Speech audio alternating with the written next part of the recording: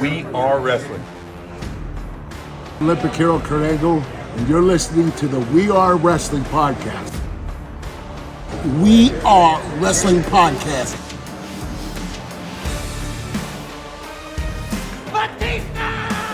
Hey everybody, Eric Bischoff here, and you are listening to We Are Wrestling Podcast. You're watching We Are Wrestling.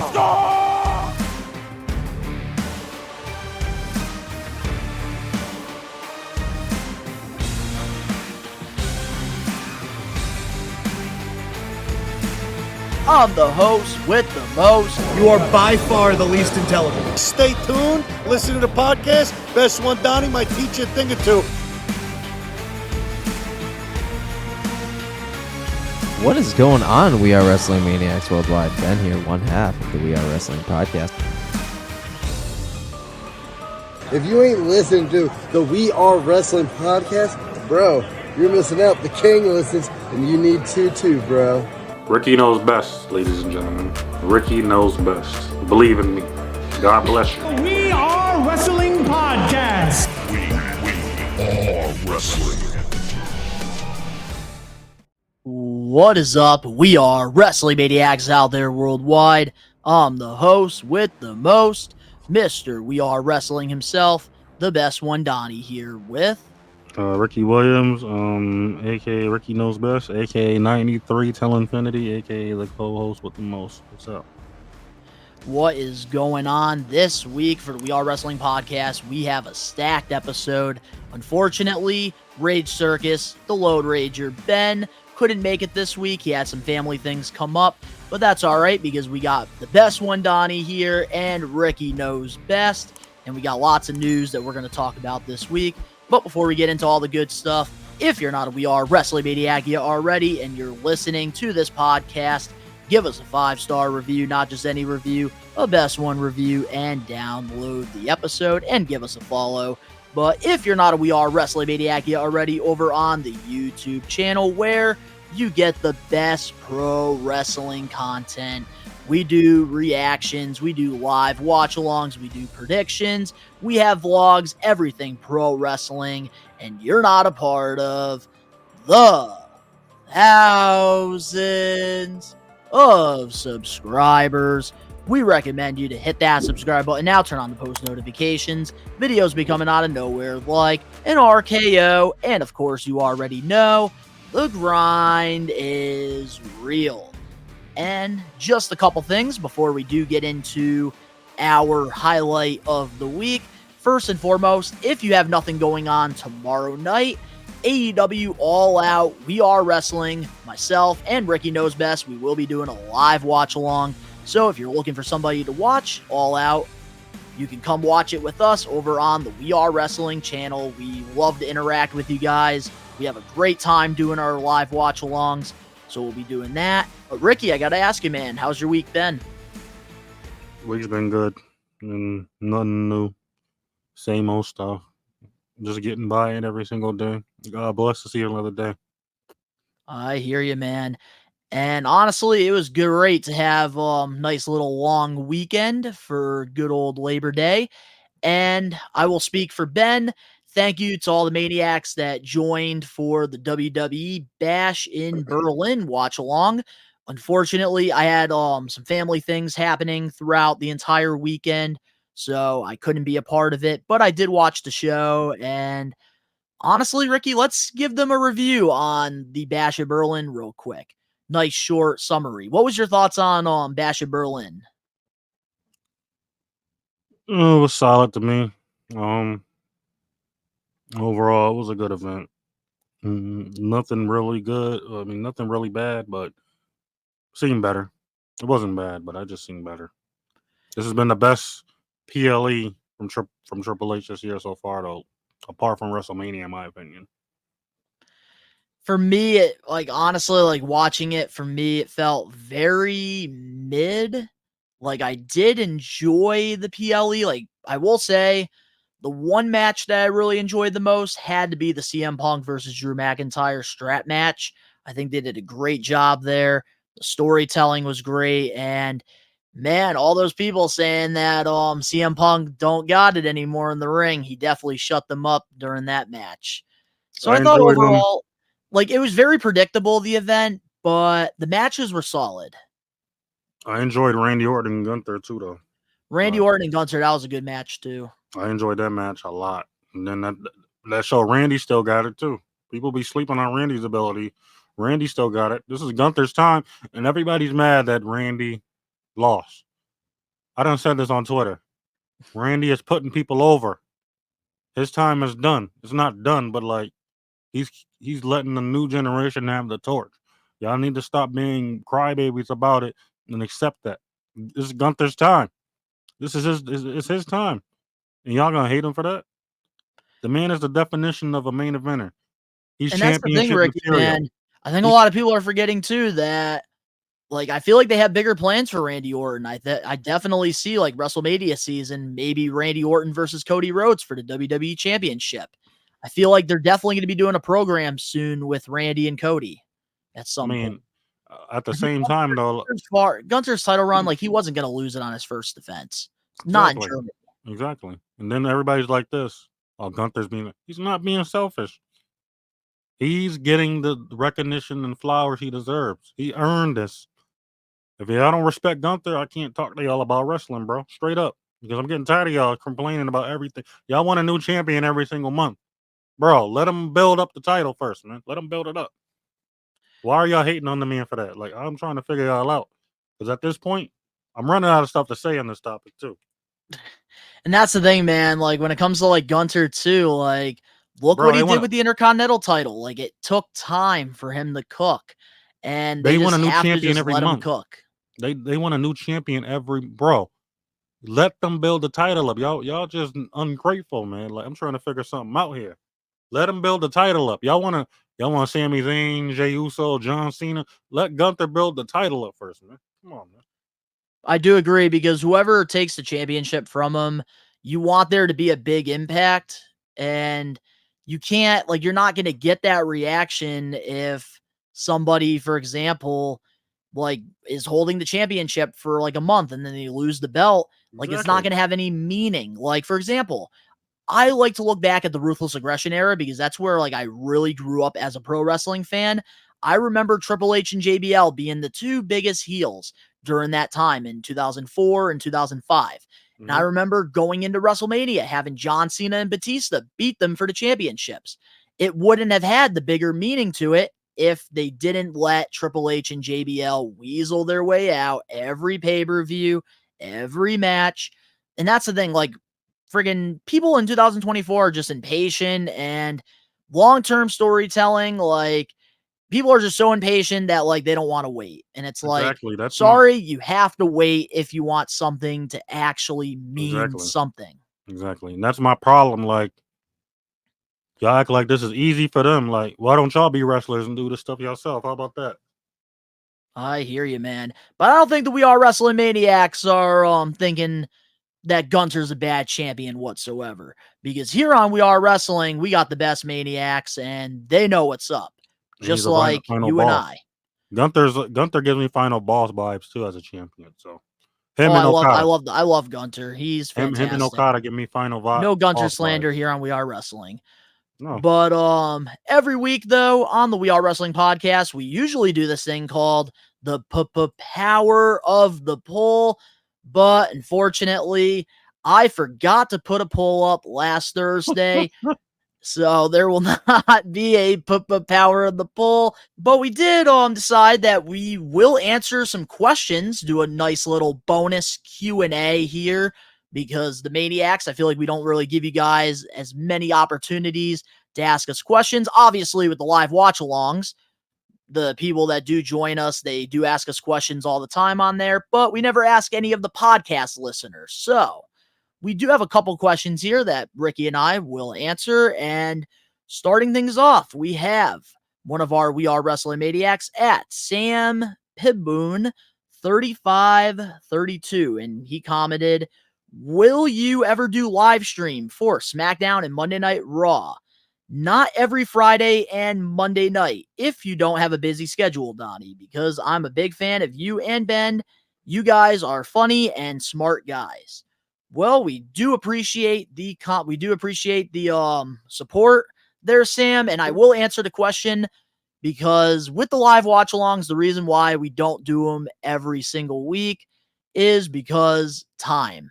And there's only so much time in a day. A lot of people don't know this, but outside the We Are Wrestling podcast, myself, Ben, and even Ricky here, we all do have shoot jobs outside of here. Like the podcast right now isn't putting food on the table. It's definitely not paying the bills. This is a passion thing that we do. And yeah, like I would love to eventually do Monday Night Raw and Friday Night SmackDown reactions, but the reason why I do normal reactions there, Sam, is because it's a great way to not only give you guys like my thoughts on what's happening for the shows, but it's also a great way to review them as well, which is why I do the Raw ones on Tuesdays and I do the SmackDown ones on Saturdays. But when there is specials, like we will do live watch alongs, but we try to like make it a special thing. So we do want to continue to do them for all the WWE PLEs and AEW pay-per-views. But we do have one more question that Ricky, you could definitely give your input on this one. It is from Alex Johnson. And the first thing I'm going to answer real quick, he's been blowing up We Are Wrestling, asking if I'm going to do a reaction to Julia coming out and confronting Roxanne Perez. And Alex, no, I'm not doing that because I've already watched it. And with my reactions, they are 150% genuine. If I watch something, I'm not going to put on a fake act. But here's what Alex Johnson also did ask us. And I think that this is a great question here. So here's what Alex Johnson is asking us, Ricky. Alex Johnson is asking us, how would we book Julia's NXT run? Because at No Mercy, she did make her debut, which we will talk about in the recaps. But how would you book her NXT run? She's already established as a main eventer. Her name holds a lot of weight. Her reputation speaks for herself. And then on top of all of that, I would let her win it on the first try. But at the same time, I wouldn't take Roxanne Perez's momentum away because she's been doing a very good job as the women's champion too.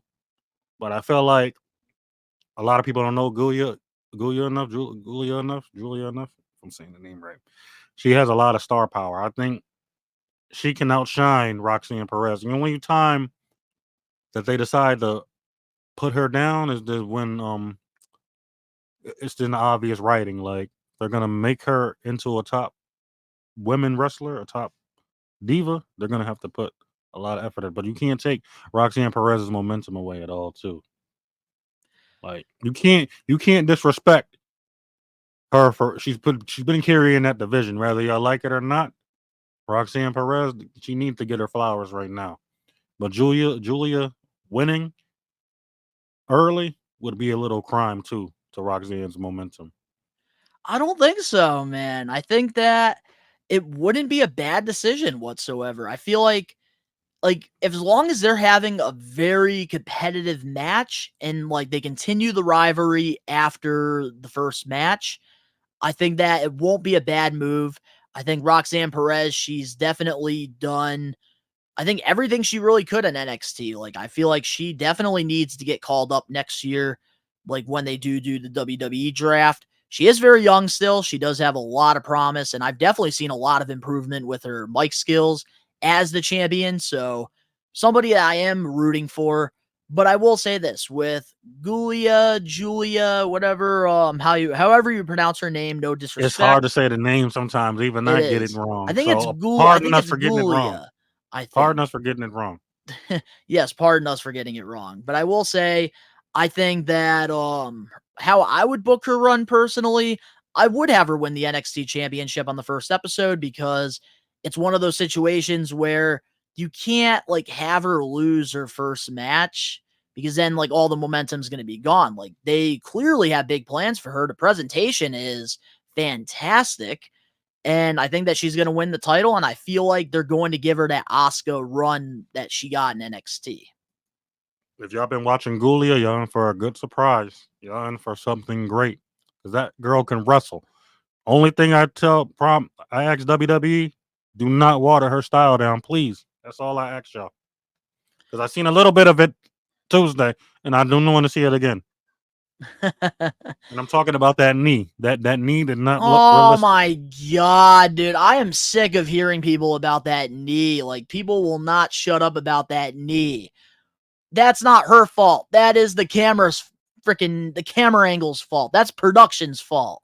All right. So All right. I'll give frustrating. you the benefit of It was still great. a doubt then on that one then. At least you give you didn't the benefit of freaking the doubt. slip on the freaking rope like Matt Sydal did in his AEW debut. But All right, I'll give you the benefit of a doubt. I will say, Alex Johnson, I think that she's gonna have an Asuka run like Asuka did during her NXT run. I think she's gonna go undefeated for a while, and then once she's used to like American wrestling, that's when I feel like they'll bring her up to the main roster, and I think she's gonna be a big star. I really think like she's gonna be winning the women's world championship at some point, and I feel like she's definitely gonna be main eventing PLEs because she's got aura. But She has every it a week, lot. Like, see, Donnie knows. He don't know enough, but he knows. He knows. oh, trust me, after seeing the debut, Ricky, I went down the rabbit hole and I'm invested. I'm familiar. I'm familiar because I've been watching her. And I even sent you a message too about it. Nah, I'm familiar. I've been watching. I've been watching her, so I know my notes. I didn't. The only thing I didn't know, I thought she speaks English. I didn't know she was Japanese or something like that. Mm-hmm. I'm like, whoa. This caught me because I never seen her do a promo until like recently. I'm like, whoa. I've been watching her matches and everything. I've been inclined to every single match she does. And then I'm like, I hear her do a promo. I'm like, oh, wait, what? New Day, what? But yeah, y'all in for a treat though. Regardless, y'all in for a treat for this one. She's about to carry that division. Like Donnie said, she might go in that Oscar run. So y'all better be ready for that. Just enjoy the ride. So now let's get into our We Are Wrestling highlight of the week. Ricky, what's got to be your highlight of the week in the wrestling world this week? We just talked about it. Can I just mention it again real quick? Go right ahead. Hangman burning down Swerve's childhood home. Honestly, man, that that was definitely a huge highlight for both me. of us. That's clear as day. Yeah, that was really good. Which, by the way, if you guys haven't checked out the AEW All Out predictions, Ricky and I, we talked about all the 8 matches that have been announced so far, and we did cover that. So if you guys want to check that out, go right ahead. Definitely great discussions, which is why we have more WWE topics than AEW today, because we did cover a lot of recap stuff over in our predictions. But I think Hangman's like burning down the house. That was definitely a highlight because that was something I was not expecting to happen. That's the icing on the cake in the rivalry. Now, look at that visual, Ricky. Look at that visual of Hangman just on the recliner. He has his whiskey and burn house behind him. That's like the Punisher. Like that's something the Punisher would do right there. Loved it, man. Loved it. Absolutely sold me for AEW All Out. That's something the Punisher would do. So, with that being said, now let's get into that was easy. We Are Wrestling weekly recap for the We Are Wrestling podcast episode 124. And in the recaps, we pretty much like to talk about things going on in the wrestling television world, things that have happened throughout the week. So, starting things off, at WWE Bash in Berlin, we saw Jade Cargill and Bianca Belair defeat Isla and Abaddon for the women tag team titles. What's your thoughts on WWE giving the championships back to Jade and Bianca? Obviously, to do something for them because they're literally 2 of the top females on the SmackDown roster, and then like you can't separate them yet, not yet, anyways, because in my opinion, they work good together, and plus they're queens for my nation, so you know. But then I feel like you got to build Jade Cargill up a little bit more. Bianca Belair, she's just here for the ride because she's already established everything she needs to in WWE at the moment. She's gonna establish more greatness in the years to come, but she's already like officially established as one of the top female wrestlers. So then it's like this: her winning the tag team titles with Jade Cargill. they both win from this because now you're helping Jade get to the next level, but you're already there. But once you guys break up, there's going to be a lot more magic happen, like a lot more magic and a lot more legendary moments probably in years to come. And that's the thing, man. I will say, like, having Jade Cargill work with Bianca Belair, I think is definitely the smartest thing WWE could do realistically. I'm not the biggest fan of Jade Cargill, and I can even say she does have the talent, but like there is a lot more improvement that she needs to do in the ring. And I feel like right now she's not ready for her singles run. So I think for now, keeping her with Bianca is definitely probably strategically the best decision that they could do for her right now. And I think having them hold the women tag team titles is just to build that relationship up further because I feel like realistically we're getting Cargill versus Bianca at WrestleMania. No questions about it. Cargill's probably going to turn on Bianca at the Rumble or something. And then I think they're going to put on a great match. And I'm not going to say it's because of Jade Cargill. It's because of Bianca. Bianca can work with a broomstick and make a 5-star match. Wow. Well, that's a low blow right there. You gotta give Jade. You gotta give her credit for trying. Like Jade, honestly, like I give any professional wrestler, Ricky, all the credit in the world for stepping foot in that ring because it's tough. It's a tough thing to do. There's a lot of athletes that go through the WWE training and the tryouts, and they even say it's harder than some of their professions. So, like, I give anybody the credit in the world for going into the ring, but Cargill, she should be a lot better than she is right now. She's already been in the business for about 3 years, and I think having her just do 2-minute matches doesn't help. Hot tags, that's not helping her evolve as a pro wrestler. But I do think having her with having her with Bianca Belair, letting her learn like the ropes, the ins and the outs, I think is definitely a great move. And I think that could make her a better professional. But she does have a lot of work she needs to get done. Like I would have had her go to the Performance Center first before having her debut on the main roster. I think that she could have definitely used a lot of work in NXT, but them winning the titles though, I will say it makes sense. I'm kind of disappointed that Isla and Aba, I felt like they should have had a better title run. I think they could have definitely done a lot more with them. And I was actually starting to get really invested in them, but it's only a matter of time. I do think like Jade and Bianca, they do have more star power, so it does make sense. And I will give WWE credit where it's due. At least they are showcasing the women tag teams a lot more than the men, which is crazy to say because we still haven't even got a men's tag title match since WrestleMania. Wow, that's crazy. Now that you think about that, that's kind of crazy. I don't think Triple H is a fan of tag team matches. I thought he was, man, with Black and Gold NXT with the takeovers because those matches were woohoo! They friggin' threw me out of my seat. But yeah, I guess he doesn't like tag team wrestling anymore. Or he is either that, or he's trying to do something different. I think he's more worried about the single storylines than the tag team ones nowadays. Because look at the tag team titles now.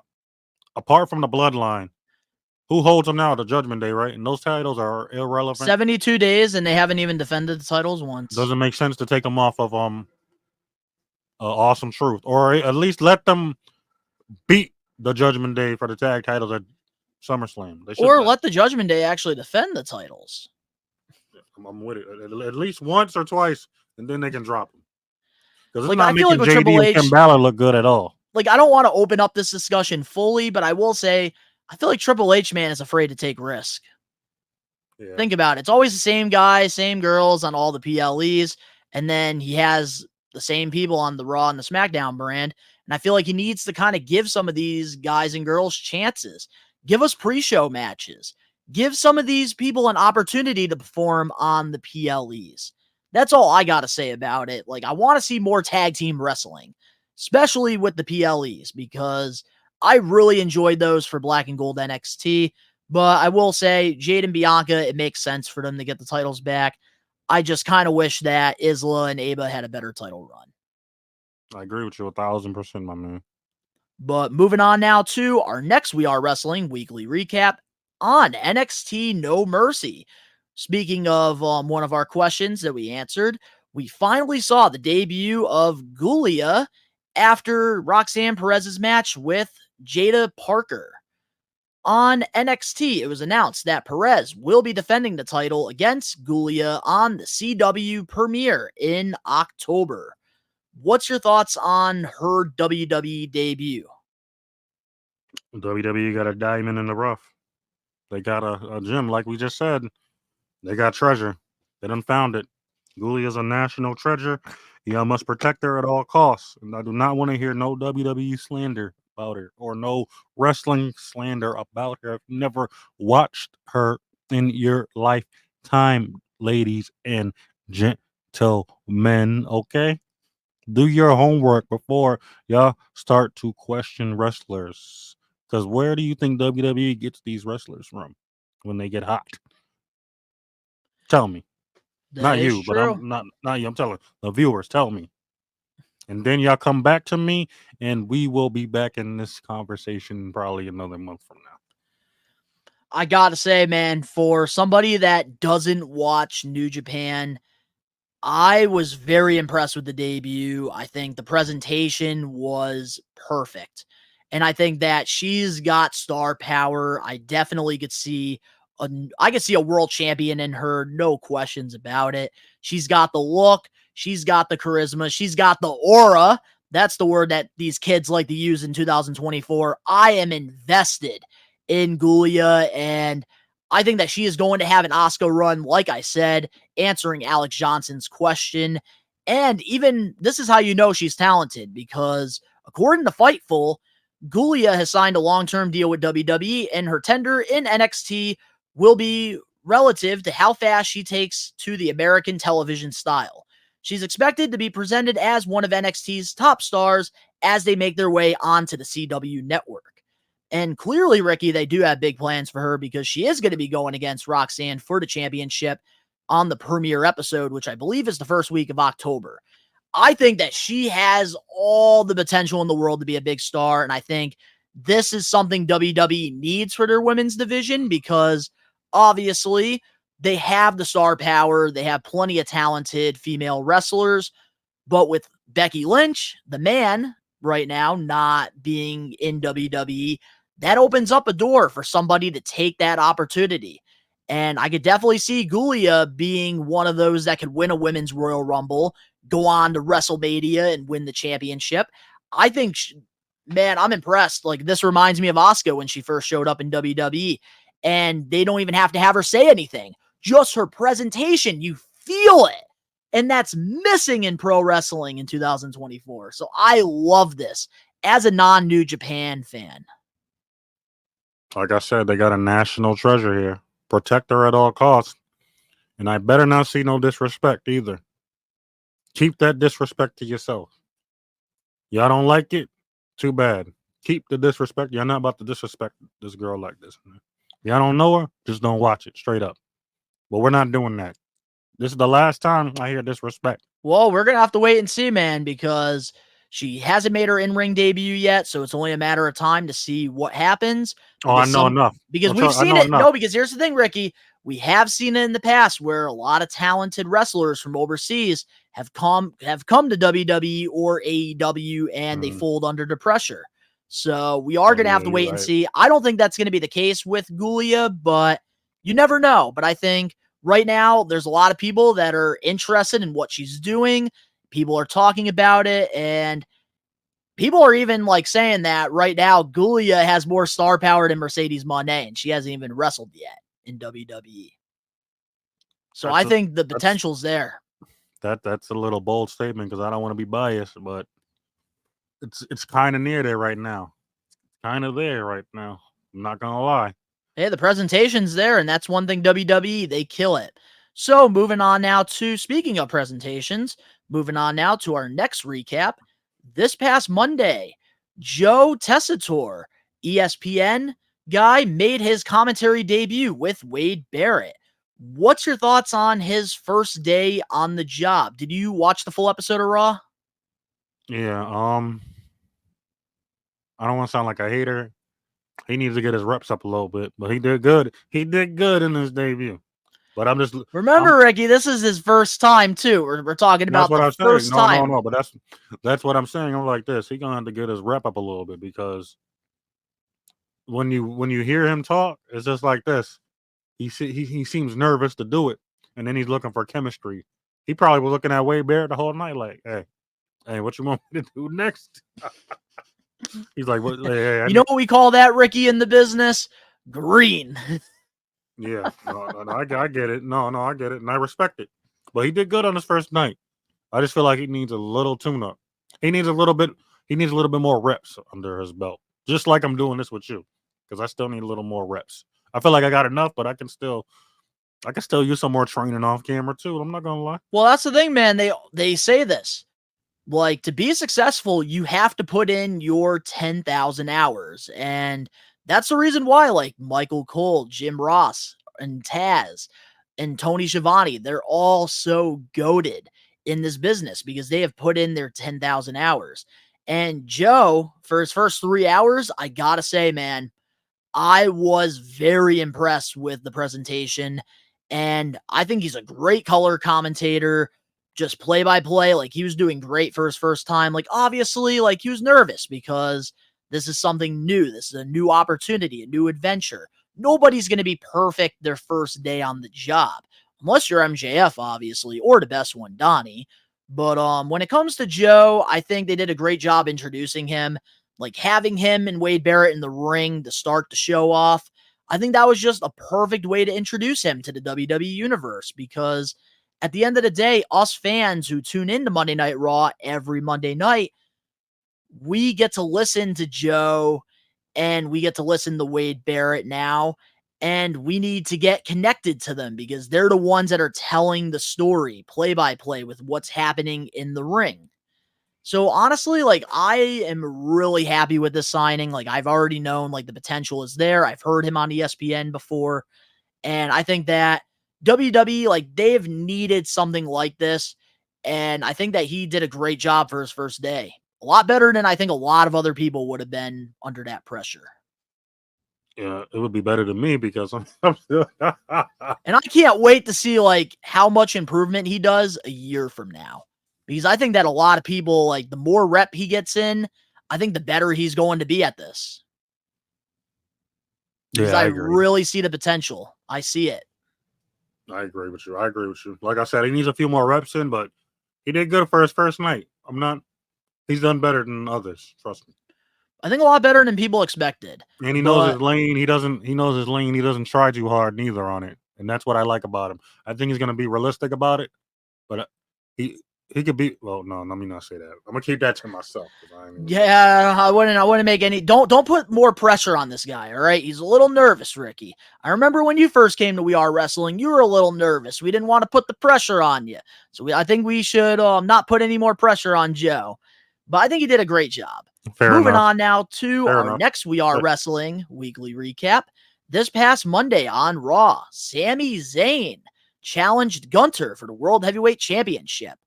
Gunter declined. What's your thoughts on Sami being the next contender for Gunter's belt? I'm all for it. Plus, there's history, as we know, because we watched that match here. I was so mad when Gunter lost the belt.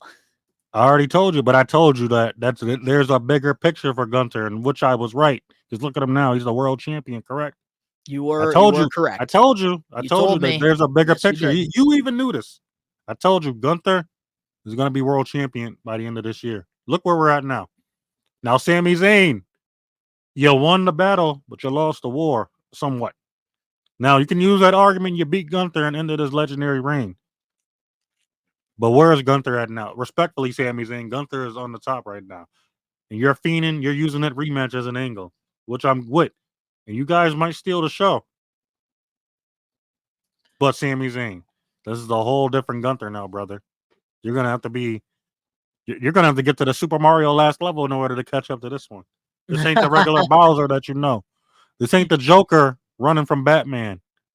This is not Frieza and Goku. You're going to have to catch up to this man now. Ben would love all this DC and Marvel references. No, you're gonna have to catch up to him now, Sami Zayn, because now he's on top.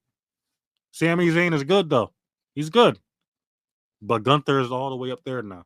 Like I say every time I get on this podcast, he is the final boss. Him and Okada, they're the final boss as a professional wrestler. Now Gunther's gonna he's gonna show y'all why he's the final boss now. Man, I would give him the title shot. The only reason is because he beat him. That's an eye for an eye. And that's what I call an eye for an eye. And that's where I want to tag myself in, man, because I love this. Because, of course, they do have the history. Sami Zayn did beat Gunther at WrestleMania, technically. So now that Gunther is the World Heavyweight Champion, it makes sense for Sami to want to go after the championship. Hold on, Gunther, if you look at his winning percentage too, Ricky, he is, I believe, 95% wins, which is one of the top ones right now in WWE.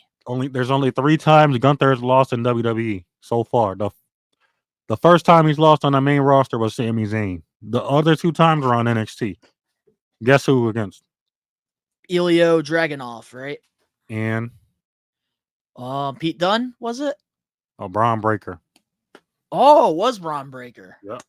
But other than that, Donnie, you are absolutely right. Gunther, he has not lost any other matches. And that loss to Sami Zayn really didn't hurt him. Because he's going to get that back regardless. But Gunther, his stock has skyrocketed since WrestleMania too, somewhat. The King of the Ring, then the World Heavyweight Champion. He's arguably top 10 this year. I'm going to say, I'll go out on a limb to say top 3. Gunther is top 3 right now. Him, Cody, and Ospreay, I'll stick to that. I'm going to stick to that. But back to what I was saying, though, about Sami and my Gunther. bad. I got to say, man, I am invested in this, I think. This makes sense because obviously, according to Fightful, CM Punk versus Gunther is being talked about right now for Survivor Series. So we need some time to fill in the gap because obviously with what happened on Raw, Drew McIntyre and CM Punk is far from over. We're definitely getting them inside Hell in the Cell, Bad Blood, which we will be doing a live watch along for. But the thing is, this is a perfect filler feud.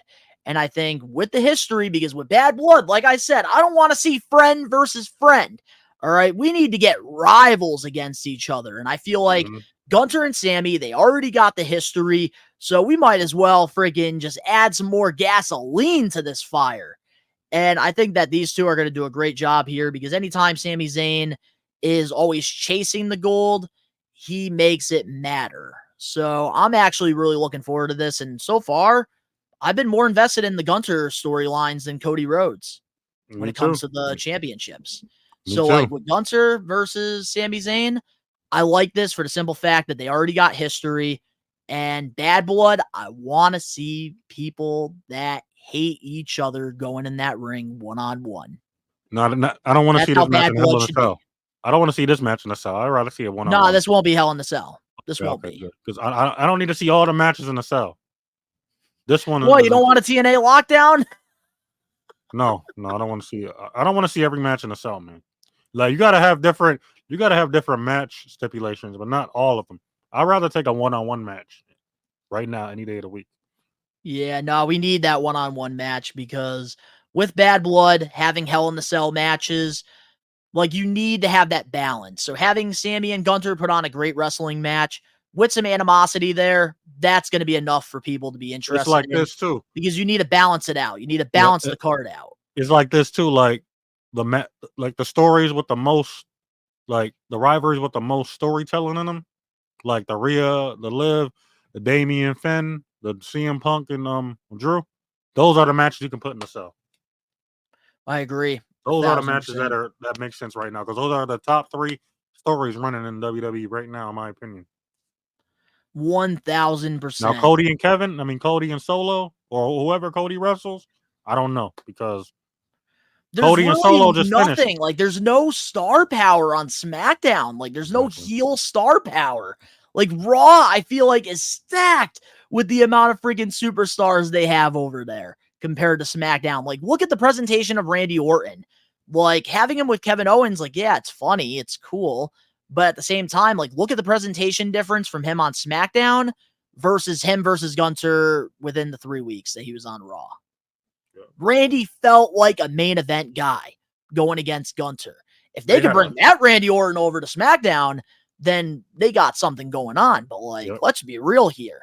there's really no heel power over on SmackDown. Solo would have that power if they actually friggin' would let him get big wins.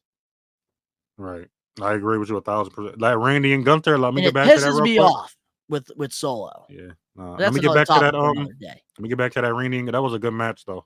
I'm sorry to bring it up again. That was a good match, though. I gotta watch that match again. Absolutely. Go Well, ahead, you my can bad. watch it. Well, you can watch it right now because up next we have our comment of the week, and of course the We Are Wrestling weekly news and rumors, which is going to be a very long one. We'll be right back with more We Are Wrestling podcast episode 124. Hey everybody, Eric Bischoff here, and you are listening to We Are Wrestling Podcast. Saturday, November 16th at the South End Community Center in Springfield, Mass. We Are Wrestling is returning to the Wrestling Classic 5. Zombie Hideout and Captain's Corner is putting together a lineup full of wrestling legends and Hall of Famers you have the opportunity to meet. Some of the big names you can meet includes good old Jim Ross, JBL, Shelton Benjamin, Donovan Dijak, Deborah, Hacksaw Jim Duggan, and many more stars to be announced. We Are Wrestling will be selling exclusive merchandise you can only find at the Classic, and for the very first time, we'll be recording a special bonus episode of the We Are Wrestling podcast. We highly encourage the We Are Wrestling Maniacs to come to our booth and hang out with us. You can interact and meet the best one, Donnie, Ben, and Ricky Knows Best. This will be the best wrestling classic yet, and it will all be happening on Saturday, November 16th at the South End Community Center in Springfield, Mass. Get your tickets now at www.zombie-hideout.com. We're back, and on Saturday, November 16th, We Are Wrestling is taking over the Wrestling Classic 5 over in the South End Community Center in Springfield, Mass. If that trailer did not excite you, I don't know what will, except for the fact that We Are Wrestling for the very first time. We're bringing in an ECW legend, former WWE Cruiserweight Champion, Little Guido. Nuncio will be at the We Are Wrestling table, so if you are looking to meet him, we'll be having him there. And it's going to be a great time because it's going to be filled with wrestling legends, and We Are Wrestling team will be there as well. And it's just a great time. So if you are in the Western Mass area, Saturday, November 16th, Wrestling Classic 5, it's going to be a great event. And if you guys don't believe me, go check out the vlogs. We have the Wrestling Classic 1, 2, 3, and 4 available on the We Are Wrestling YouTube channel. So now let's get into the comment of the week. And every week we go into the We Are Wrestling YouTube channel and our social medias, and we pick out a comment of the week. And Ben usually picks them, but this week he's not here, so I'm picking it. And this was on the Fanatic Fest vlog, which you guys can check out over on the We Are Wrestling YouTube page. And the comment of the week is from The Art of Reselling 1, and he commented this. Great video, first time I saw it, lots of great shots of everything. Question, what did it cost to get in, and what did you have to pay the wrestlers for every autograph? So this is something that I could definitely answer more because I do go to the wrestling conventions and stuff. And this is a question that I do get asked a lot because I get noticed all the time when I go to these conventions and independent wrestling shows. And it all depends on who you're meeting because, of course, it all depends on like the star power and stuff. And I will say, like, the Fanatic Fest wasn't too bad because a lot of the sport athletes that were NBA, NFL, baseball, hockey, they were more expensive. The wrestling ones weren't so much, but I did spend quite some money on CM Punk. I spent about $1,000. I got 5 items. I got 6 items signed, and I got a pro photo op with him. And it just all depends really on the stars. And what I recommend is if you are on a budget, go to independent wrestling shows because at the tables, they are a lot more reasonably priced than a wrestling convention or a Comic-Con. But that is something that I do get asked a lot, so I figured might as well answer it here. And I also do have another comment of the week, just a nice little honorable one that was posted literally in the beginning of our segment here, and this is from at Big Money's Life. And he said, "What's up, man? Glad you enjoyed the event, brother. New subscriber here, by the way. The only guy I saw on this vlog who has eluded me as far as wrestlers I want to meet is Big Show / Paul White. I've seen him plenty of times in person, but sadly have never met him. I've heard he's pretty awesome. By the way, if you haven't seen him in the movie Knuckle Cruncher, I totally recommend." So I will say this about the Big Show. If you are in the New York area, I believe he will be at the big event New York on Saturday, November 9th. So if you are looking for the opportunity to meet him, he will be there in New York, Long Island, and I will be there as well. But appreciate the love and support. So congratulations to our comment of the week. If you want to get your comment featured on a future episode of the We Are Wrestling podcast, all you got to do is just leave a comment. So, with that being said, let's get into the We Are Wrestling weekly news and rumors. Starting things off, this has been the discussion for the week, something that definitely threw all of us off guard. Odyssey Jones has been released by WWE. According to Fightful, Odyssey Jones was pulled off WWE television after the company learned about domestic violence allegations. There aren't many details available on what Jones is being accused of, but Brian from the Wrestling Observer Live pretty much said that Jones has been fired by the company. What's your thoughts on the firing? I can't judge nobody until I see more proof first. And obviously, I was intrigued with that story. Him and the New Day with I was intrigued by it. I really was. I was in tune with it. And plus, I'm a person of color, so then I'm like, oh, okay, him, Woods, and Kofi, and then the story that they were going with of him trying to replace Big E. Like I was all for everything. So now, how does that work? But on top of all of that, I got to see some proof first before I ultimately judge somebody, because I can't judge nobody without no proof.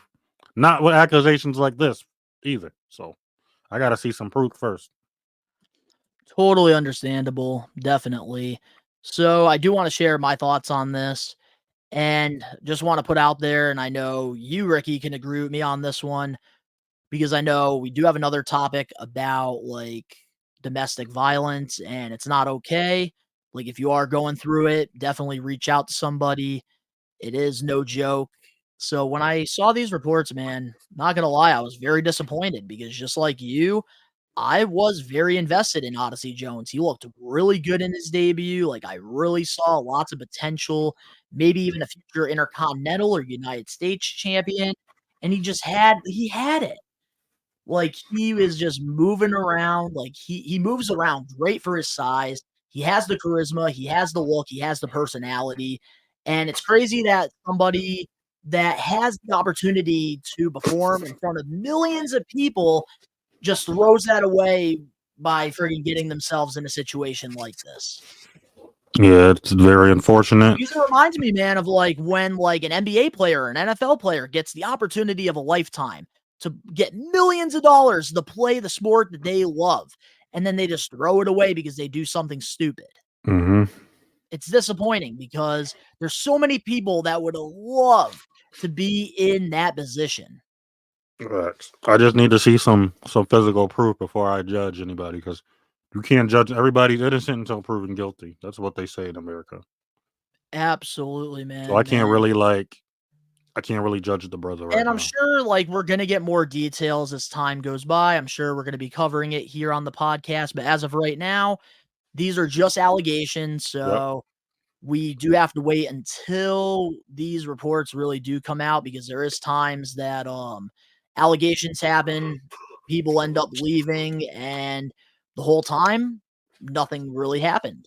Like for example, Zachary Wentz, he was a part of MSK, he's a part of the Rascals with Wes Lee, and he had false accusations come out of him from his ex-girlfriend, and there was no evidence or anything, and pretty much out to be guilty, and he was able to bounce back.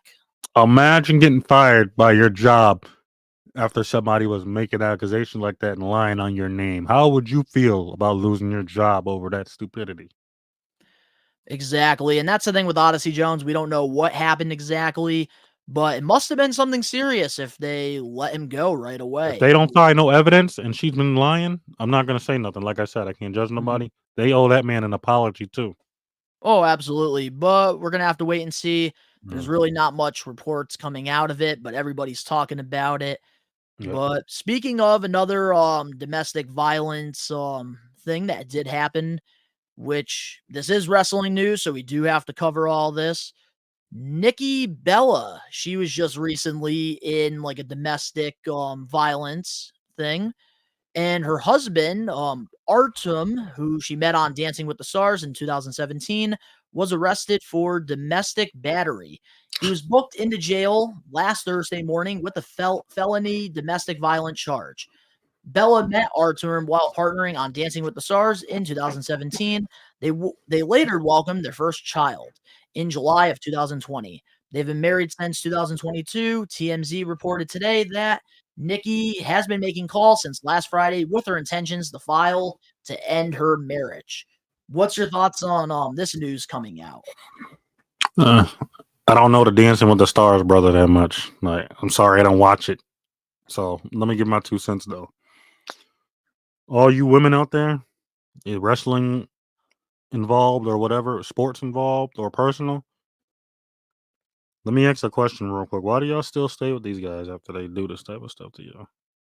Like, this is my only question. Like I said, I don't know the brother that much to talk about him, but I do know Nikki Bella, and she has history of having bad relationships. Not bad, but like they end quickly. So then I'm like this, like she might be the problem too. You never know that. Yeah, Because it's but always like, hold up. My bad, my well, bad. clearly though, here's the thing though. Clearly, in this situation, she really can't be the problem if he's the one getting arrested for the charges. No, but you don't know. But also, you don't know behind the doors what's going on either. She That might is be true. doing Like we don't really know the relationship. You are exactly. right about that. So you gotta That is valid. you gotta look at it like it's 50-50 right now until more proof evidence comes because you don't know what Nikki Bella's doing either. Like she probably is provoking him in certain ways we don't know about. The only reason it's to our attention right now is because it's being talked about and he's been arrested for it. But you don't know Nikki Bella probably is a villain behind the scenes too. I'm not like I said, I'm not trying to Yeah, like but I do totally agree with what you're saying here because of course we don't know what happened behind closed doors. But the only thing, like when it's all said and done, I don't like any man that hits a woman, it's not mm, okay. And that's exactly. why like the message that I want to send here with these topics is if like you know somebody that is going through domestic violence, like don't hesitate to reach out to somebody because it's not okay. Or just break And up with them. I was learned, love and respect to women. Mm-hmm. And it's not okay. Like a man should never put their hands on a woman if she doesn't consult it, if she's not okay with it. Exactly. And like in this situation, like clearly like he must have done something. We don't know the full details, but I do respect that Nikki Bella, she wants all this stuff to be private. And it's unfortunate when you're a celebrity, when you have all these followers, these millions of fans, everything is just out there. And I bet she doesn't want any of this to be out there because they both do have, a beautiful boy. And having this news out there just doesn't look good at all for their family. But my heart does go out to Nikki. She is, very nice woman. I've gotten the opportunity to meet her at the big event in New York. And any woman that's going through domestic violence, that's the message that Ricky and I are trying to let you guys know is it's not okay. Facts. And hopefully Nikki, like she goes through this divorce and she finds happiness and she finds peace. Facts. But now let's move on to some more wrestling topics here. According to Fightful, Jaleel Shaw has been granted her release by TNA. What's your thoughts on this? I wish her the best. I wouldn't mind seeing her in AEW or WWE. I watched a little bit of her. She has work to do, but I think she'll be good enough in this business to actually last. But like I said, there's more to come with her because I think she has room to grow. I'm not saying she's bad, but she has room to grow. It's like, I wouldn't say like, let me see, let me put it like this. It's like Tony Parker from the Spurs in his first year. How about that? I love NBA references. So that's what I see it a little bit. It's just like Tony Parker, but it's gonna take the long grind. Or how do you say it? She's gonna have to bet on herself. Yeah, She's gonna have to definitely. make it work. Because if she bets on herself and if she misses that shot, she might not get back up after that. But she's like Tony Parker right now. So with Jaleel Shaw, this didn't surprise me at all because if you do like follow her on social media, like you would know that she is dating Scott Demore. She's been with him for quite a while now. Wait. What? You didn't know that? This is news to me. I ain't been on Twitter. I've been on Twitter lately, but I haven't caught up on Instagram. everything yet. I've been on Twitter lately a lot more, like I used to, but I haven't been on it enough anymore because it's just like Twitter's been adding so much dumb stuff to it. I try to be in and out. Oh my god, dude, the parody accounts have been pissing me off. Exactly. They've been pissing me off, and then it's they want you to tough find pay. They news. want you to pay just to write more. Like, come on, bro. I'm not doing that. That's Stupid. dumb. Come on. But Jaleel Shaw, like, she's very talented. Like, I've been a big fan of her work in her run with TNA.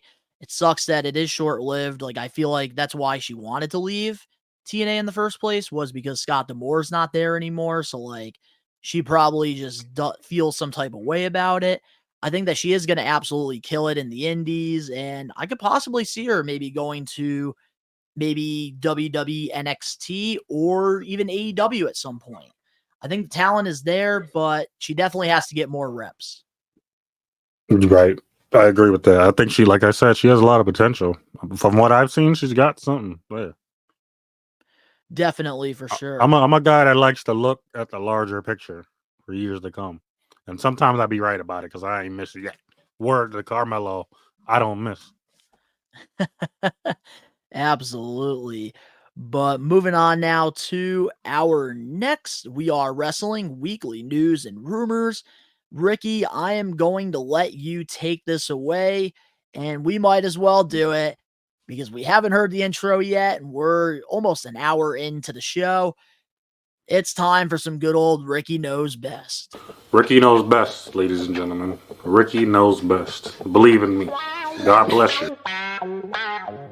It's me, Ricky Williams. Moxley's just as crazy as him. Yo, Ricky! Bullshit! They do it too sometimes. I'll be catching it. It's me, Ricky Williams. Stop playing. But that's my opinion. He's so over. Ricky knows best, ladies and gentlemen. Ricky knows best. Believe in me. God bless you.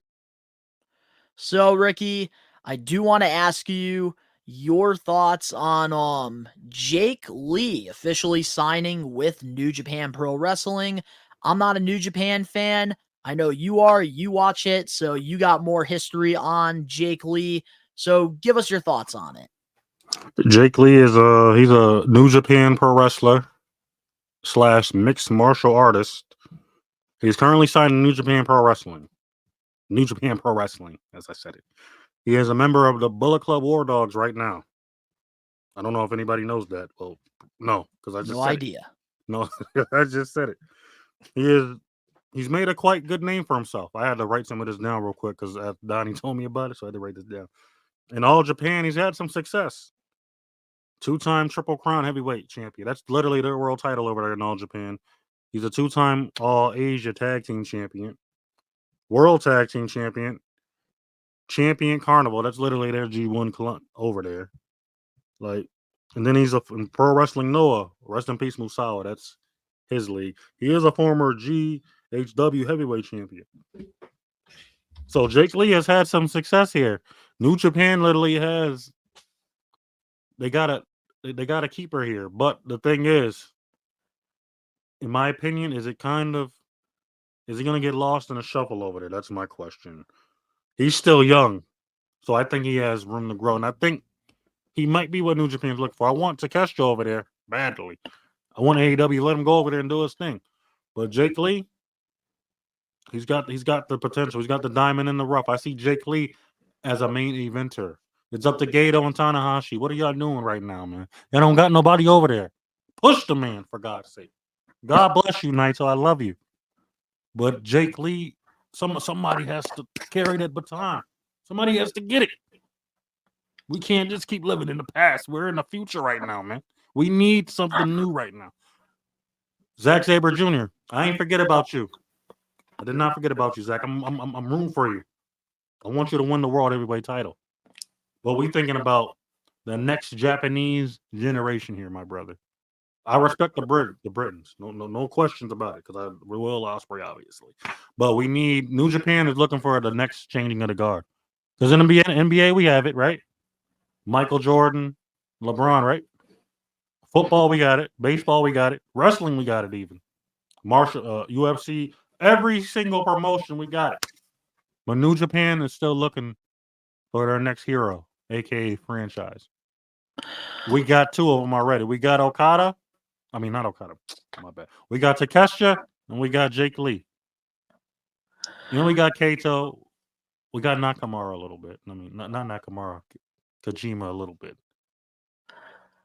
Ricky so Gato, what are you knows doing, best. Gato? What are you doing right now, man? Come on, Gato. It's not too late. All these Japanese names, man. I done learned so many from the years. I'm getting confused right now. But You Gato, got what me are you all doing over fucking there? scrambled up. Gato, what are you doing over there, brother? Push these guys now. So Push you them. do think that this is a good signing? Yeah, it's a good signing. The only thing I got a problem with too is he's under David Finlay in the Bullet Club. I don't like that. But we know you don't like David Finlay. I don't like David. No, well, no, I don't. The thing is with it though, like I see him as a main eventer, low key, but him being under Bullet Club might hurt him. But Gato, I trust Gato because Gato be having long-term storytelling over there. So I'm gonna see how this works out. I'm gonna give it a Gato. I hope you watch these. You better know what you're doing. Well, I figured, man, we might as well just ask you about Jake Lee because obviously you have more knowledge when it comes to New Japan. I really have no input. This goes I'm back a definitely little gonna have bit. to do my research. This goes back a little bit because I was watching him in All Japan too. So, and then I seen you talk about and I seen you pen stuff on social media. So then I'm like, let me write some stuff down. And then I've been watching Jake Lee, All Japan, Pro Wrestling. No, like I said, rest in peace, Musawa. I've been watching this guy all around, and he's next up. Hell yeah. Somebody take him lightly or disrespected, I'm not having it. Get out. Ricky's not having it. Ricky knows best. Moving on now to our next We Are Wrestling weekly news and rumors. WWE going back to PG. According to PW Insider, WWE held a mandatory talent meeting this afternoon before WWE Raw. The main news coming out of the discussion is that talent were told to be mindful of not cursing while they are on camera. What's your thoughts on this? Boo. I'm thinking it's gonna get fun. I'm thinking it's gonna get fun again. I'm like this, okay. We done got from the PG era now and all of that. I'm thinking, okay, wrestling's about to look more realistic. Now y'all scared of that? Listen, man. I'm gonna let you finish talking because I'm a little annoyed by it. See, I didn't even know that until you told me that now. And that's how annoyed I am because I'm like this. Listen, you gotta adapt with the times, man. Like, let them swear and stuff. Let them do it. They do it over in Japan and AEW. Let them do it here. What's the problem? And that's the thing. Like, I do want to like get myself in here because I know it's the kids. I like, know it's the kids in the viewership. Hold up, my bad. I know it's the kids in the viewership, but like, it'll work too to WWE's advantage. Yeah, but here's the thing, though. The shock value, and everything. Like, you're getting a reaction out of the crowd. That's a win right there. Yeah, but here's the thing. But here's the thing, Ricky. You do have to realize that WWE, they do have these television deals, and technically, under the deal with USA Network, it is supposed to be PG television. And that's why I think WWE is transitioning over to Netflix. So they're probably just letting the wrestlers know that, look, like, we only have a couple more months of this in January 2025. Like, all bets are off. But here's one thing I will say. I think the wrestling community is, I think, with this new TV 14 thing that's probably happening, this new era in WWE that's happening in 2025 with the Netflix deal, I think some people are getting a little, like, they're exaggerating a little too much. Like, I think WWE is going to push the envelope, but I don't think they're going to push the envelope. Like, yeah, we're going to get maybe some swearing, but they think it's going to, like, I think fans are really thinking that, like, especially our co-host Ben here, like, they think that it's going to go right to, like, Attitude Era, Ruthless Aggression feel. And I feel like we're not going to get that. But we are, like, it's going to be a great friggin' new era of wrestling, though. Yeah, but you're it right. won't be PG. You're right. So they're probably just letting them know, like, look, we're not on Netflix yet. Like, you got to save it until next year. So, certain wrestlers aren't going to do that, though. I already know the wrestlers, too. I'm talking about. They're like this. I'm going to say whatever I want. And that's the thing, like, realistically, they are going to do that because the fans are more invested in this new era. Like, I think everybody at this point, and even the kids at this point, are sick of PG. Like, they're over it. Like, they want some more edgier shit. And, like, we're starting to see it with the crowds. Like, more signs are showing up. And, like, we're starting to get more shut the fuck up chants. So, clearly, like, there's a new direction that it's going in. And, like, I think WWE, like, once we get to 2025, like, all bets are off at this point. I'm hoping because, listen, we just got done from the PG era, man. We ready for something new. We like themes out here waiting for something new to come out. We waiting for the new product. We don't need that old stuff. It's getting stale. We're waiting for the new sneakers. Ugly. It's getting stale. It's ugly, and we don't like it. I agree. And, like, everything needs to evolve. Everything needs to change. And right now, wrestling, we're in a boom period. And it's cool to be a wrestling fan again. So, like, I really hope that, like, we get to 2025 quick because I am sick of this no cussing thing. I'm sick of watching SmackDown on Fox, doing my reactions. I'm sick of watching Monday Night Raw on USA and having I'm sitting there trying to watch the friggin' show. Something crazy happens and the fans start chanting, holy shit. And then literally it goes, holy. And I'm just like, oh my God, like, you're ruining the segment for me. Let me enjoy it. Driving me mental. But moving on now to our next We Are Wrestling weekly news and rumors. Victoria made a big announcement last weekend. She announced that she has signed a WWE Legend / Nostalgic deal, which means she'll be getting new merchandise. She'll be in video games, new figures. What's your thoughts on WWE signing her to a Legends deal? Hip hip hooray! Hip hip hooray! Hip hip. No, I'm playing. I like Victoria. This is the only time I'm gonna say this on this channel. I'll probably say it again because I'm lying. I had a little crush on Victoria back then when I was a kid. I'm not gonna lie. I had that little crush. So I've been seeing her in TNA a little bit too. She's looking fabulously well over there too. Listen, if I was on that TNA era right now and they offered me a contract to come over there and be her manager, I'm saying yes. That's how much of a crush it was for me. Dude, she was so talented. Like, she was so good for her time. My bad. No, Ricky, I'm telling you this right now.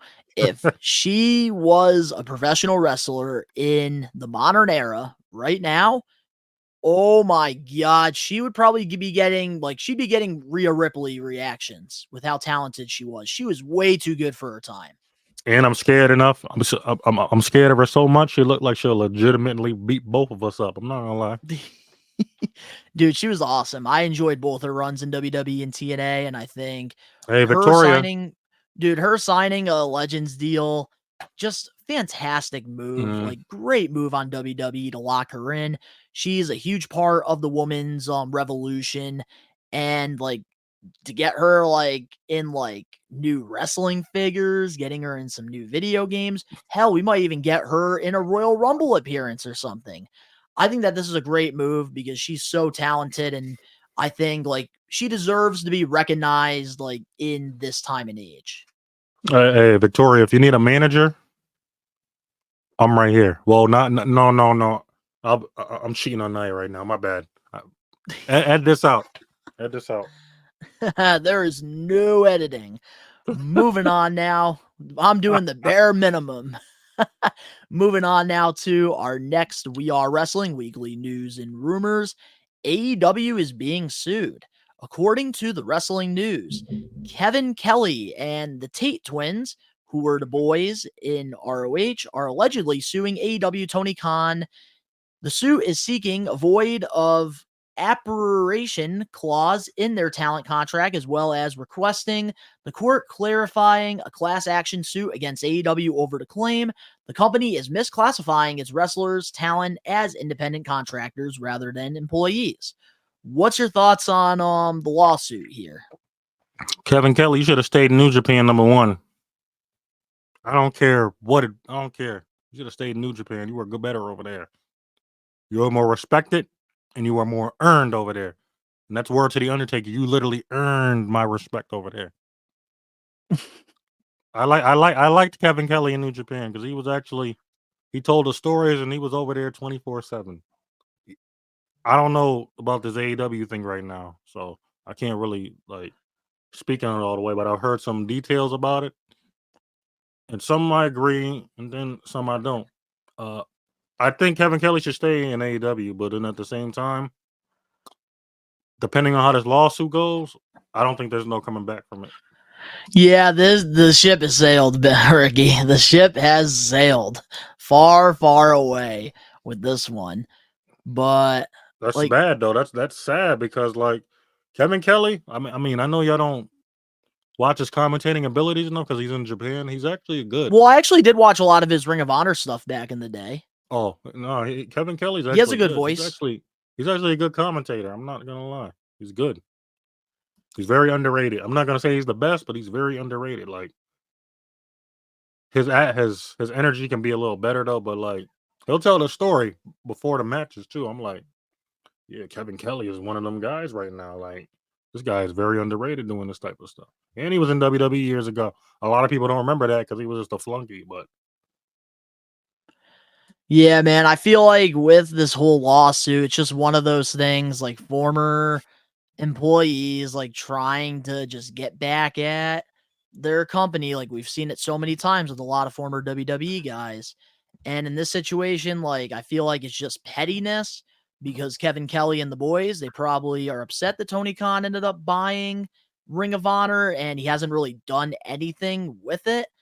So I think that there's a lot of frustrations there because we always keep hearing this, independent contractors. This is an issue that has been reoccurring in all of these professional wrestling companies.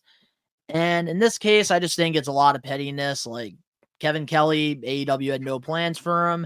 And yeah, he took a stand on it. I don't know much details about it, so I can't really give my full opinion, but I just think that it's real pettiness out of him and the boys. Mm-hmm. And they're just trying to get some money. So what better way than going after AEW? Even though we're just going to, I don't know, we're just going to have to wait and see with more details and see what comes out of it. Probably will be a settlement like every other fucking case. It's hard to say right now because you need more details first before you say anything. Yeah, but I don't know, just from the looks of it, because even Kevin Kelly has gone out on social media and has shitted on AEW time after time. So I don't know, it just feels like a petty thing. He doesn't like Tony Khan, so he's trying to get back at him by suing him. We've seen this millions of times in pro wrestling, but obviously we don't know the full details, so we're just gonna have to wait and see what happens.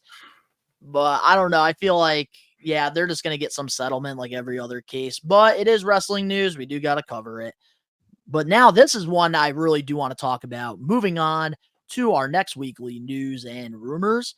JBL has been making appearances everywhere. Some of the companies include GCW, AAA, and TNA. According to PW Insider, numerous sources believe John Layfield is still currently under a WWE Legends deal. This would allow him to appear elsewhere as long as he doesn't violate any WWE intellectual property.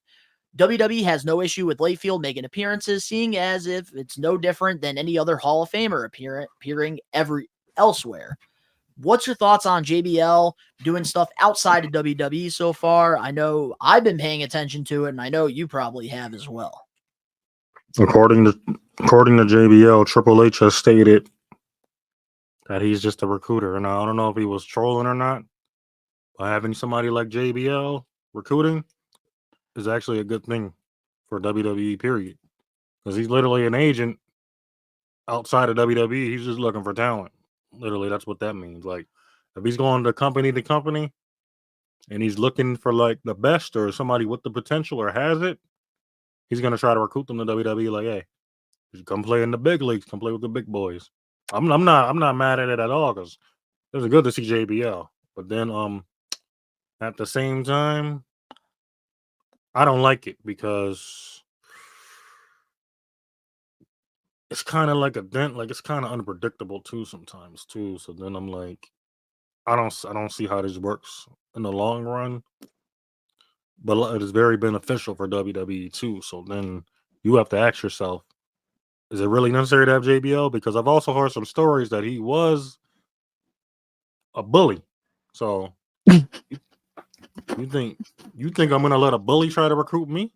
You think he's gonna try to bully me to sign over there? I would never have nobody's ever bullying me to sign nowhere, bro.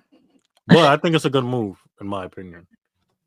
Yeah, honestly, like he does have like value in the pro wrestling business, so I think that this is a great move that he's like appearing everywhere. I do think it's a work what he said about Triple H because like he wants to get people talking. I think JBL is just tired of just sitting at home collecting his WWE Legends check, so he probably just wants to go out and do something.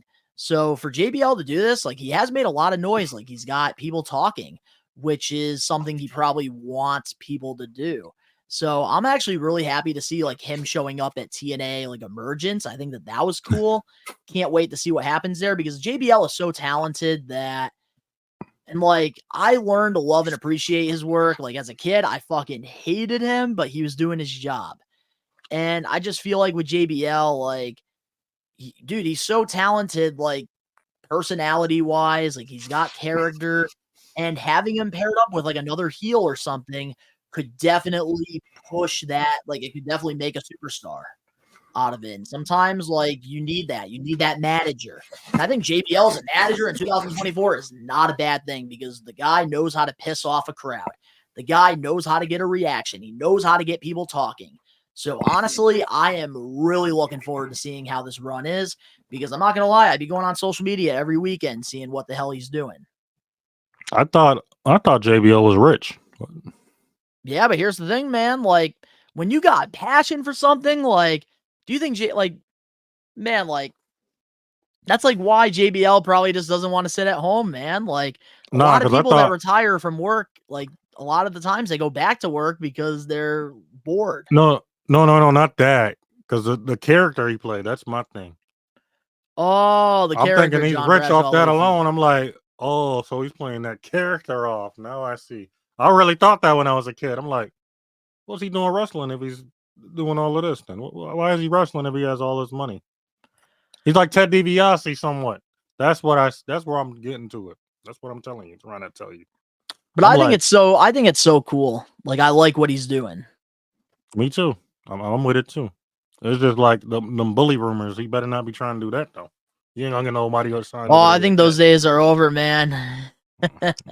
I like But JBL though. He's top but 5 move, heel all time. Oh, totally agree. Moving on now to our next weekly news and rumors. Asuka has re-signed with WWE. According to PW Insider, Asuka has signed a new WWE deal while she is currently out following a knee surgery. What's your thoughts on WWE re-signing her? Good move. Very good move. I don't know if Asuka's main event days are behind her, but she's still a valuable asset to have in WWE. Period. So, and she got the Kabuzi sisters, Kabuzi Warriors. So yeah, Asuka's still a valuable asset. Even though that old man kind of messed her momentum up when she was undefeated, but she still maneuvered around it. She still had some success and won championships. Won the Royal Rumble, Money in the Bank. Like Asuka's literally done it all over there, so I can't really complain about it. It's just like certain storylines she's been dogged in though. and that's the only problem I've had. But her whole WWE run's been good. You could put the average wrestler, the mid Carter in the past. Her career has been better than theirs. That is true. That is valid. And I do think that this is a great move overall because it does show that WWE is loyal to those who have, pretty much sacrificed their bodies. And Asuka has been with WWE now, I believe, 10 years exactly now. So I think for them to sign her to a deal, especially like with a knee injury, that just shows you like how much like appreciation they do have for her, not only as a human being, but as a performer. I think that this is a great move. Like Triple H had big plans for her. Like her run in NXT was one of the best. So I'm really happy with this. I do think her main event days are like behind her, but she's still a solid performer. She's still well established. And if you want to put over new women, having somebody like Asuka there, I think is a great move. It's similar to Sheamus. Having him, like he's very well established in the business. So like you put him in there with a guy like Pete Dunne, who you're trying to get over, you're going to get people talking. Same with Kaiser. Putting him in there with an established guy like Sheamus, it just gets people talking. So Asuka coming back, great move. Like you have to keep your veterans around, and I think she is a great veterans to this stacked women's division. Facts. So now moving on now to our last We Are Wrestling weekly news and rumors. During the WWE Bash of Berlin media scrum, Cody Rhodes said Triple H has left early as his daughter is starting college and he's going to be a part of it. So what's your thoughts on Triple H taking some time out of WWE to go to college to help his daughter set up? Family first at the end of the day. You gotta look after your family first. I'm not mad at that. I would have did the same thing.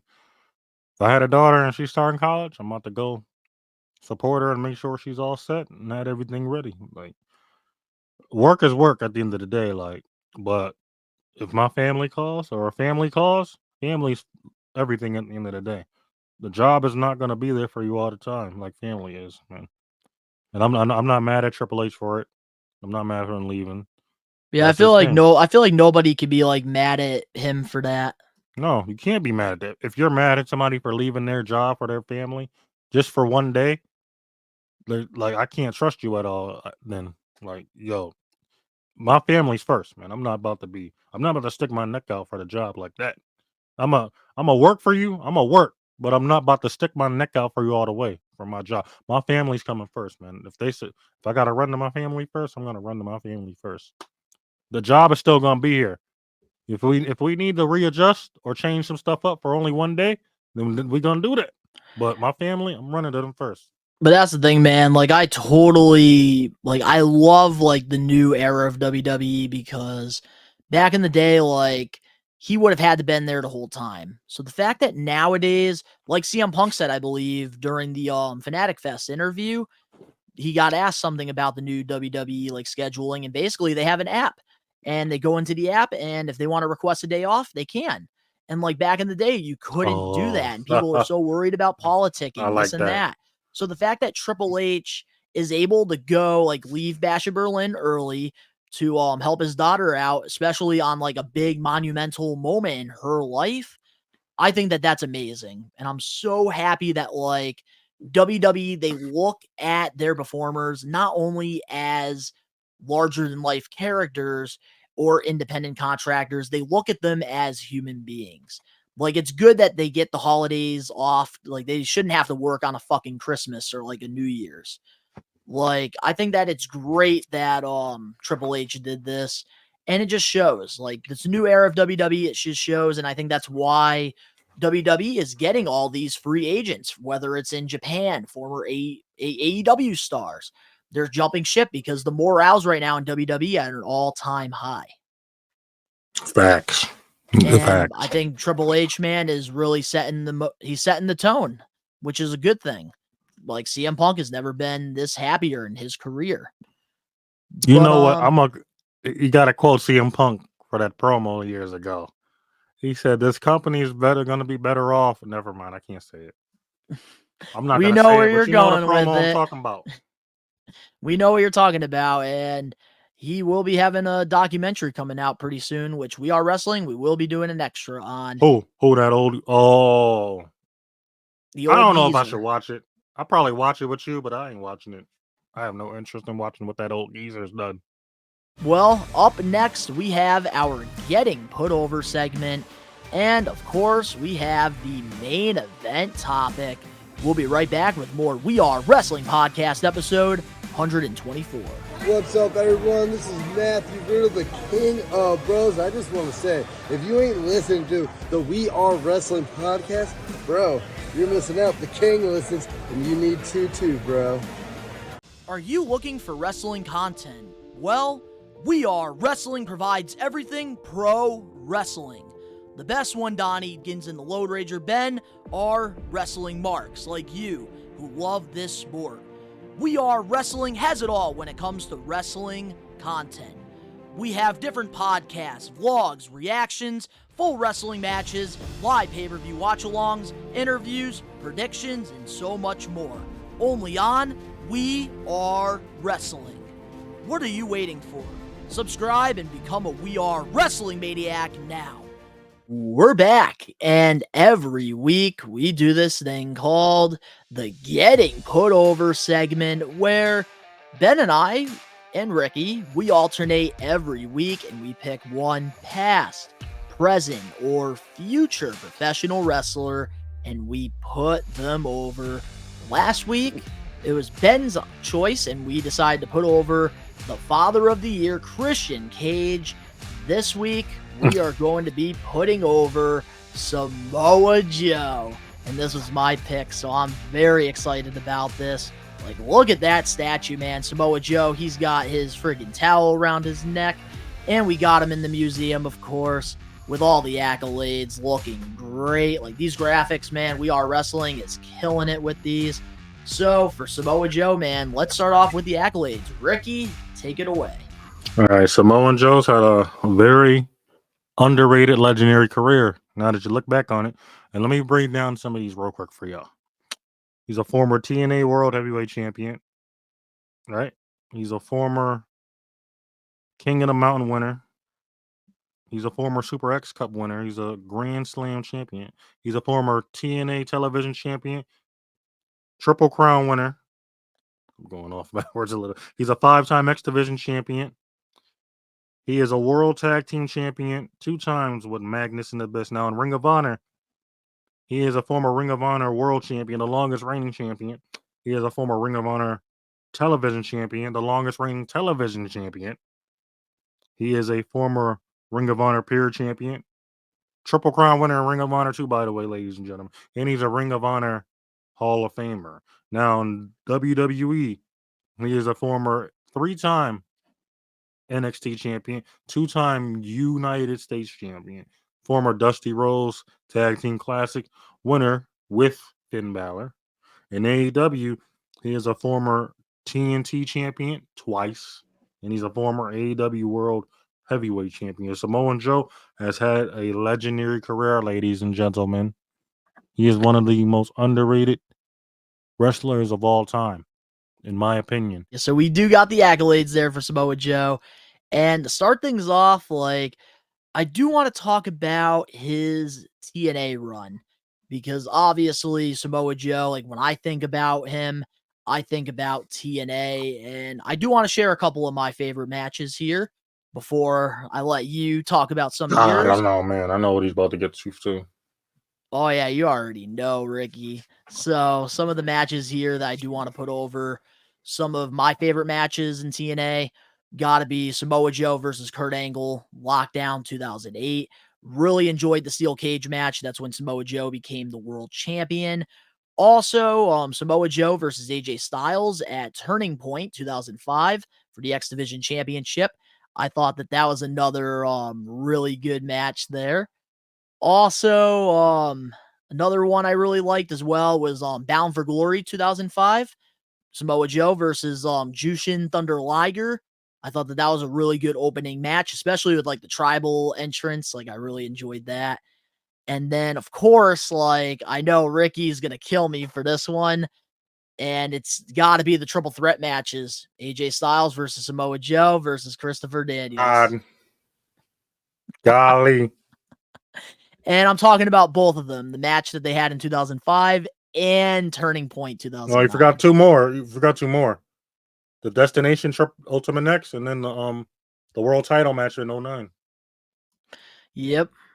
But man, Samoa Joe, like his run in TNA was just, my goodness, on a whole nother level. Like, especially like the time, like when him and Kurt Angle, like they had like the winner takes all, and like they had all the championships on the line. Yep. That was freaking awesome. And I believe that was at Hard Justice. Samoa Joe versus AJ Styles in 2005 in the Super X Cup Finals. I'm gonna put Samoa Joe on. Dang, you didn't took all the matches. Because usually whenever we do getting put over, you always steal mine. So the roles are reversed today. I got some though. I got some. I got Samoa Joe versus Sting back in Bound for Glory 2008. Ooh, wasn't that when Samoa Joe injured himself, right? Like when he like jumped like off like the, what was it? Yep, and then Kevin Nash interfered too. Mm-hmm. Dang man. Dang, can't get this right. Samoa Joe versus AJ Styles. I think it was Sacrifice 07. Samoa Joe and Sting versus Jeff Jarrett and Scott Steiner. Sacrifice 06. The 408 match with Samoa Joe, Christian Cage, Scott Steiner, and Sting. The X Division match on Impact with him and Daniels for the X Division title. Samoa Joe versus Sabu in that cage. Ooh, that was a good one. That was on TNA Lockdown 2006. Yep, the Monsters Ball. I think it was 06, I believe. Yeah, it was a Monsters Ball with Abyss, Sabu, and Abyss, Sabu, and Rhino, if I'm not mistaken. I could be wrong. Then him and Christian Cage bet and Bound for Glory 07. You took some of the good matches though, man. Dang. But I also do want to put over like some of like the segments that Samoa Joe has had as well. One of my all-time favorite TNA segments with Samoa Joe has got to be him and Kurt Angle when Angle debuted and then the headbutt happened. Like having the security around and like Samoa Joe around that time because they built him as like this undefeated machine. And then having him go against Kurt Angle, it was just such a great build-up. Like, I think in TNA, I'm going to just say it, Kurt Angle versus Samoa Joe, best TNA rivalry all time. Not mad at that. Like they got to be like easily in my top 3. I'm not mad at that at all. My favorite Samoa Joe moment in TNA is when or segment promo is when he disrespected the X Division and told AJ he doesn't respect the X Division. That led up to their match at Turning Point, obviously, as you know. I remember that. And then you remember Joe beating AJ. Christopher Daniels comes out and makes the save because he was trying to injure AJ the same way to Daniels. And that literally set up their next match, Joe and Daniels' final resolution. AJ threw on the towel. Yep, I remember that. They had a lot of great series of matches. Yep. That were so good. Thank you, Hogan and Bischoff, for ruining TNA. Thank you very much. For real. Oh my goodness. Like TNA has not recovered when y'all joined. TNA from like 2002 to like 2009 was the best. Yep. But now let's get into some of Samoa Joe's Ring of Honor career. And I'll let you start off since I took like so many of your matches. I got 2 jewels that y'all need to look up. Samoa Joe versus CM Punk, Ring of Honor, October 16, 2004. The pay-per-view is called Joe versus Punk 2. Okay? And then the other one, Samoa Joe versus one of my favorite Japanese wrestlers of all time, Kenta Kobashi, October 1st, 2005.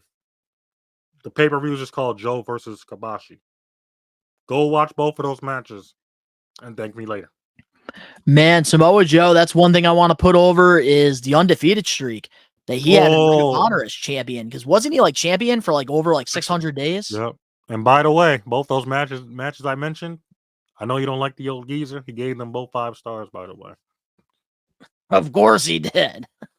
These were hidden gems Oh, though. this was I some don't yeah, oh think yeah, Ring of Honor, man, especially like the early days, like that was some of Samoa they had Joe's some best jewels. in-ring Yeah, work. Ring of Honor had some jewels back in that time, man. And if y'all don't think so, y'all don't know pro wrestling like we do. Man, the 3 matches, like for me, obviously with Ring of Honor, like the Samoa Joe versus CM Punk series of matches always stood out to me.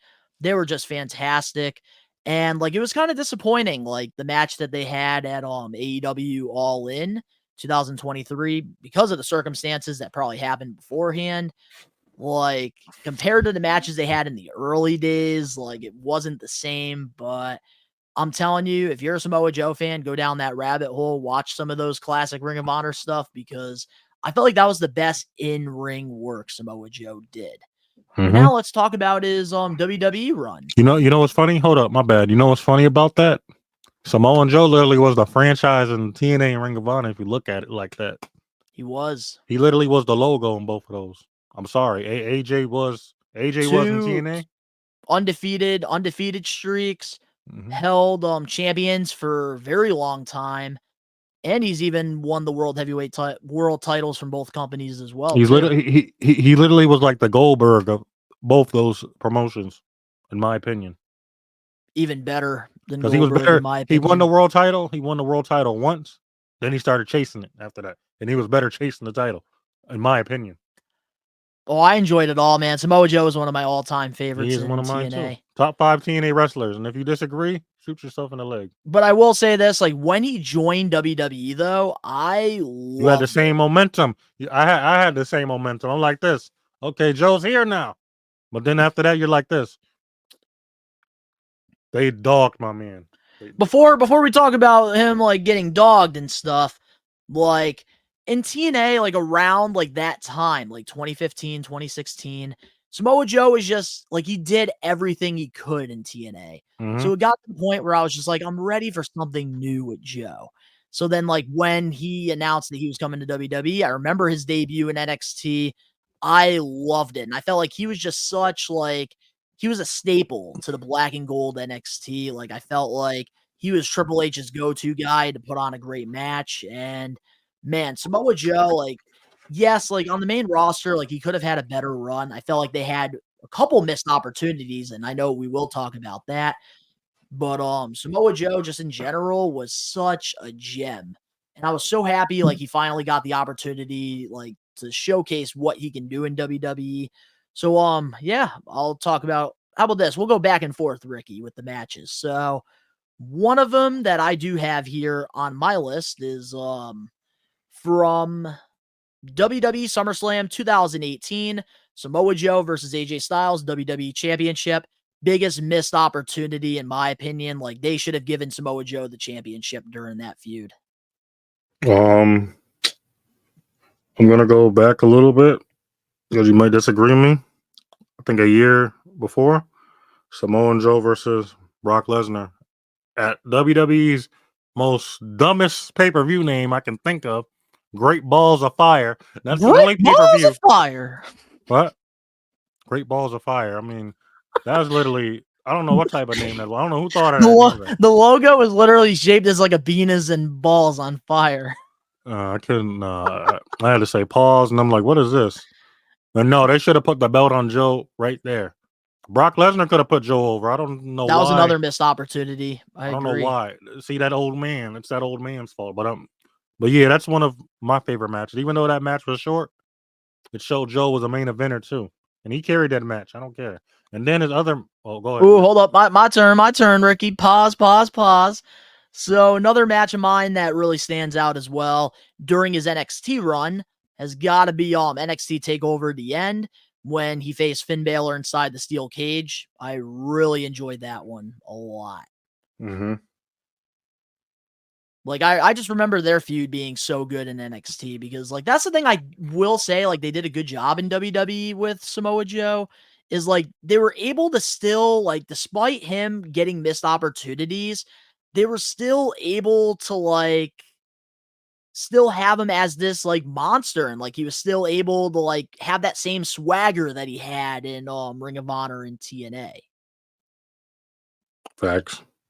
Oh, So it's my like that turn? was something that I always liked about Samoa Joe is like the presentation was always there regardless how he was booked. Facts. I like that answer. Especially the shit talking that he did leading up to the SummerSlam Fatal 4-Way match with Roman Reigns, Braun Strowman, and Brock Lesnar. I thought it was great. Like, man, like Samoa Joe and Brock Lesnar, like they really could have had like a solid like 3 pay-per-view like rivalry with the way that they could have gone. So disappointing.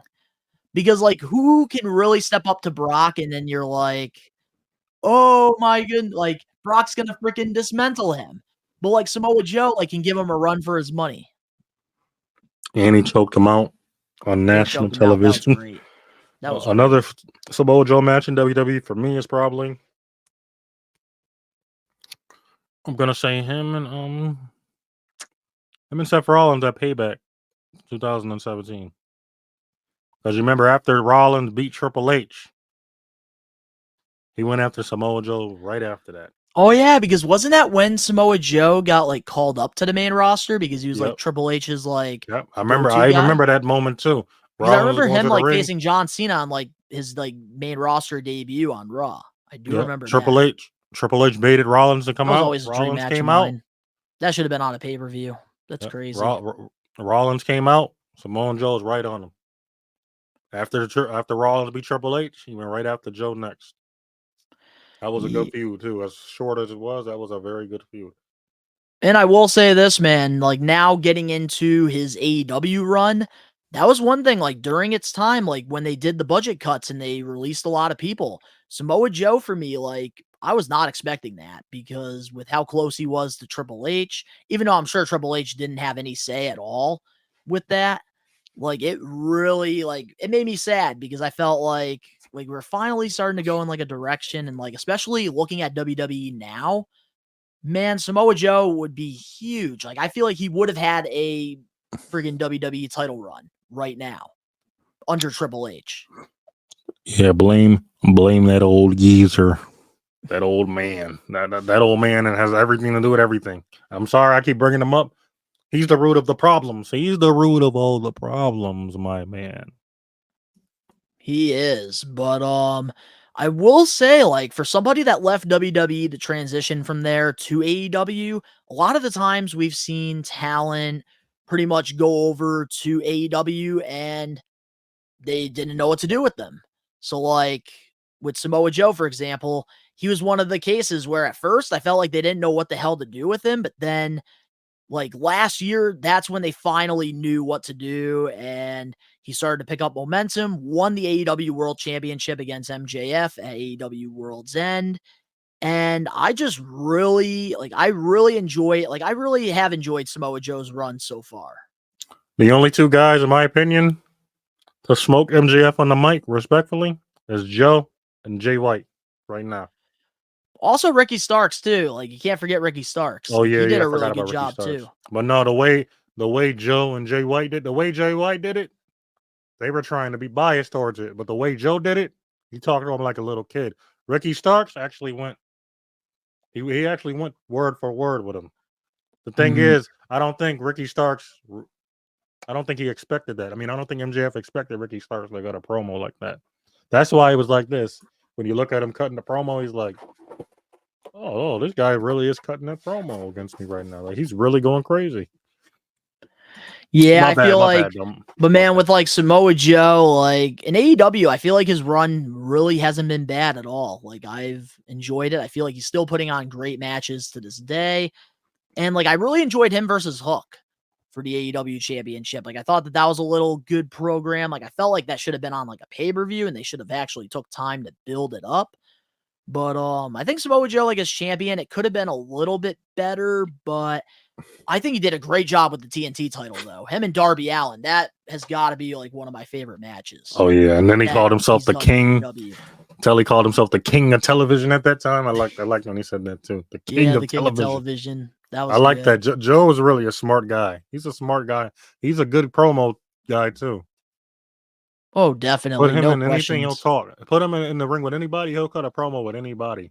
I think Joe knows how to adapt to certain situations on that microphone. Because you know what Samoa Joe reminds me of, Ricky? Like like the way he presents himself, like it seems like he like goes in there as like he like goes in like his promos like it's like an MMA fight or like a boxing fight. And I like that because it feels real. So like when Samoa Joe's like telling hello Wendy, like stuff like that, like it feels legitimate, feels real. I'm an AJ guy. I didn't like him that. telling Brock Lesnar he's gonna choke him out, like that feels legitimate. And that's what I always liked about Samoa Joe and like why like I wanted to put him over is because there's not a lot of guys that can convince you. And I feel like Samoa Joe has always been such a great storyteller and he can convince you. He's somebody that you don't want to fuck with. And that's what I liked about him. I wanted to be just like him as a kid. No, Joe was my guy. Joe was top 5 TNA of all time. The greatest. He might be the greatest Ring of Honor wrestler of all time too. Yep, he was a 2022. He was a Ring of Honor Hall of Famer too. See, that's what I see. Joe was a GOAT, man. So Joe and AJ, good. those are my GOAT. Those are my guys back then. And that's the thing, man. Samoa Joe and AJ Styles, they all like whether it's the Independents, TNA, Ring of Honor, WWE, they always like over delivered and like they had such great chemistry every time they were in the ring with each other. And I think that's why, like, throughout, like, TNA, like, when it was hot, Samoa Joe and AJ Styles, I always went back and forth. Like, one year, it was AJ Styles. He was my favorite. And then the next year, oh, my goodness, Samoa Joe. Like, that's my dude right there. And then I would go back to AJ, back to Joe. And it was just always a thing. Because you got to appreciate both. Like, it's hard to appreciate both consistently. Because every time one of them does something great, the other one does something greater, and then the other one comes right back at.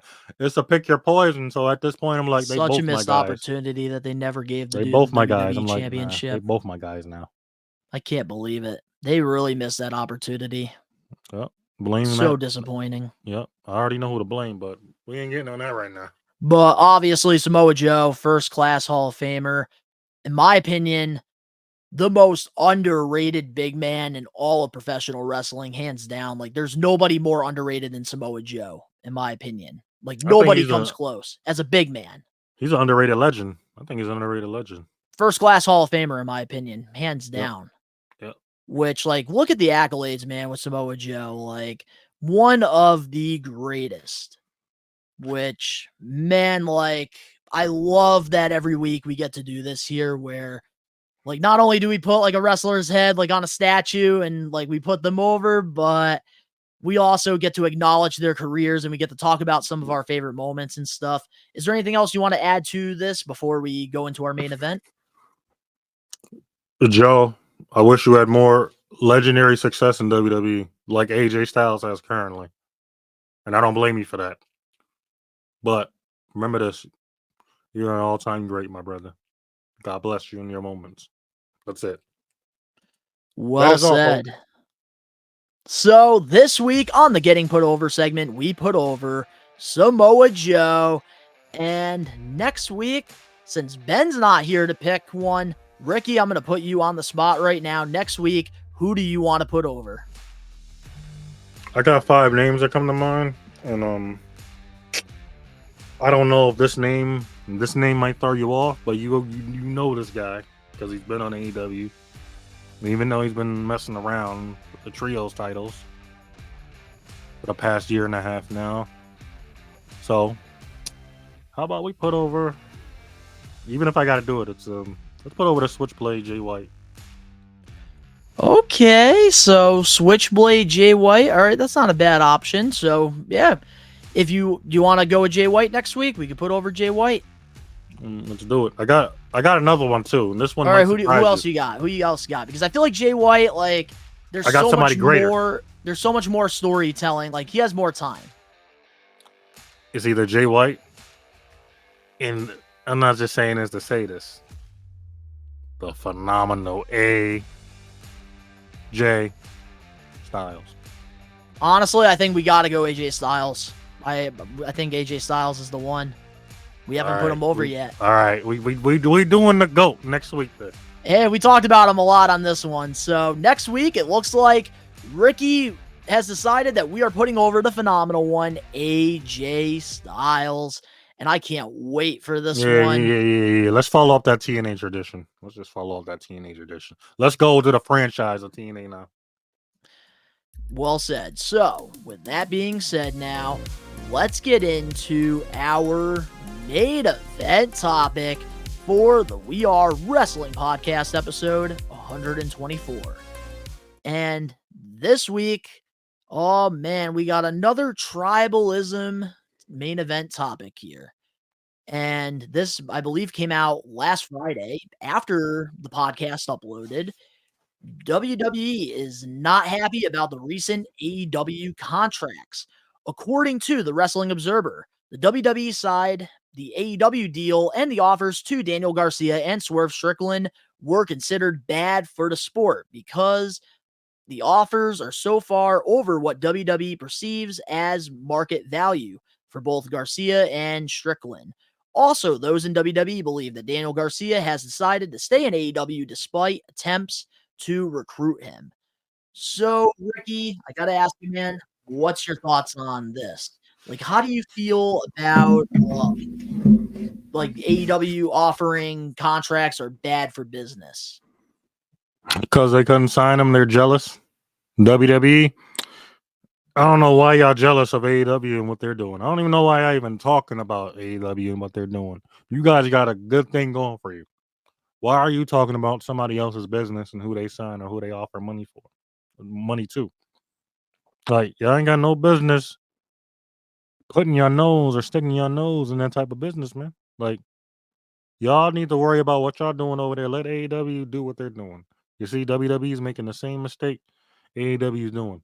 Like, yo, let them worry about what they're doing. Y'all do y'all thing and let them do their thing. This is actually the one time AEW is not saying much about WWE at all, especially contracts. Like, bro, they earned those contracts. Swerve has earned it. He's literally been main event half the year. Why not give him that big fat contract? He earned that stuff. Word to the Undertaker, he earned it. You can't make that. And that's the thing too, man. Like with AEW, they have built a lot of stock in Swerve Strickland, which is why I think Swerve is so loyal to Tony Khan and AEW because they've given him the opportunity to perform as a larger than life character. And he's won the AEW World Championship and he has just gotten massively over. So, like, in my opinion, like, it's just so friggin' like I hate this. Like, we need to just WWE focus on WWE. And I tell AEW the same thing. AEW needs to focus on AEW. And why are we getting mad that these professional wrestlers are getting big contracts? Because I think friggin' athletes as a whole, like in the NBA and the NFL, in baseball, all these sports, they are getting fat contracts. And well, some people even say they're getting overpaid. And in my opinion, I feel like with professional wrestling, it's far more dangerous than any other sport that is going on. And I think for years in the business, they have been so underpaid. So I think the fact that AEW and Tony Khan has love and appreciation for his professional wrestlers and his performers, I think that these are all well-deserved contracts. And you know what's funny? You know what's funny about the Swerve thing, matter of fact? Because WWE had Swerve years ago. And y'all didn't And they blew it. capitalize. And y'all didn't capitalize on that. Yep, and if they really cared about him, they really wanted to keep him, they would have kept him around. But instead, they wanted to cut him and keep part-timers like Goldberg and Brock Lesnar. So that's WWE's fault for missing out on the opportunity. AEW, they showcased. That's the thing about AEW. They're good at building stock with these professional wrestlers. And that's why a lot of the times when somebody leaves AEW for WWE, their stock is at an all-time high because AEW gave them the platform to perform. And then look at, wow, one time somebody fucking decides to stay with AEW, it's a problem. And then look at look at Toni Storm. They treated her like a Mick Carter over there in WWE. Look at her now. One of the best female characters over there on that roster right now. Or look at you might call me crazy for this. Look at Christian Cage. Literally one of the best heels over there in AEW right now. And for his age to be getting the heat that he's getting and being consistent like that, tell me, am I wrong about that? Or look at Bryan Danielson, Samoa Joe. Do you need me to keep going on? Guys that are underused by WWE, but they go to AEW and they look like legit superstars. Christian Cage has found a fountain of youth mentally. He is over there killing it. Killing it. Exactly. WWE, you had all that time to make Christian Cage bigger of a legend than what he is. And they blew the opportunity, Ricky, not once, but twice. You see what I mean?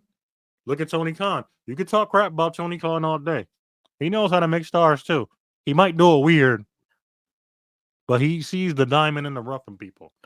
With Tony Khan, it's just he's not giving us consistent television and storytelling, like beyond like the main stuff that we're getting. But like when it comes to like the talent, Tony Khan gives them the platform to shine. And that's why like I'm happy that AEW is able to re-sign Swerve, and it's not 100% confirmed, but Daniel Garcia as well. Like Daniel Garcia, he's a homegrown AEW guy. He was an independent standout that got the opportunity to go to AEW, and AEW, he started off jobbing, and then he worked his way into the main event picture, and now he's finally getting the recognition that he deserves. And for WWE to like say like, oh, it's over the market, like AEW's overpaying to sign these people, give me a fucking break. Like with what these wrestlers do, Ricky, putting their bodies on the line for our entertainment, they deserve to get as much money as possible. And that's why, like, I just don't get mad. Like when WCW back in the day were paying these big stars, these larger than life guys, because they deserve the money. And then WWE had to change their tactics during that time and start offering better contracts. Because WWE is always like throughout like their run, they've always like lived on the history, and they always tried to lowball people because you're a part of WWE. Nothing's bigger than that. So like for AEW to actually throw big money out there, like if WWE really wants them, then go out there and throw good money at them. Because I feel like all these stars, they definitely deserve to get paid. Facts. And of course, like nobody wants to talk about it because this is not a good look on WWE. But if this was AEW getting mad at WWE over the contract thing, everybody would be bitching about it. Am I right or wrong? Nope, you're right. And that is why, like with the We Are Wrestling podcast, like I try to always say this, like there is no tribalism here, because guess what? I am going to use this platform and I am going to call the bullshit out, whether it's good or bad, from AEW, from WWE, from TNA, from the independents, from all of these wrestling companies, because that is our job. We are wrestling journalists. We cover professional wrestling news and stuff. So like if I'm going to call out the bullshit on AEW, guess what? I'm calling the bullshit out on WWE too. And I think that this is fucking bullshit. Yep, you're right. I'm 1,000%. Because there's a lot of look at the stars in AEW I just mentioned that you just said on top of that. Look at that. Telling me that friggin' Swerve you're friggin' overpaying Swerve. He's the main event star. He's literally the first black AEW world champion, making history. They have turned this guy from a solid mid-card wrestler to a main event guy. And you're telling me he doesn't deserve to get paid like Okada and Mercedes Moné? Give me a break. Exactly. And then look at it. Look at him now. Like WWE, like we said, this is your fault. Y'all could have had him right now. You know what Swerve would be doing right now, Ricky, in WWE? What? Swerve would probably be in WWE speed title matches. He probably would be only wrestling on SmackDown or Raw. Never get a PLE match. Like, give me a break. Like, come on. This is why, like, we need companies like AEW. We need New Japan Pro Wrestling. We need AAA. We need TNA. Hell, even NWA we need. Because these friggin' companies are giving these professional wrestlers more opportunities to do what they love. And AEW, obviously, when it comes to like contracts and like salary and stuff, they pretty much are the closest thing to WWE. They get offered a big money contracts. But like, is it a bad thing? Absolutely not, because it's creating more job opportunities for talented performers. So I think AEW, man, like, good for them. Like, keep giving out these contracts, and I hope AEW continues to pick up this momentum because I want wrestling as a whole to strive. Facts. It can't be just WWE. It can't be. Facts. Because there's only so many hours on television that they have every week. Monday Night Raw is 3 hours. SmackDown is 2 hours. NXT is 2 hours. Then you got your PLEs.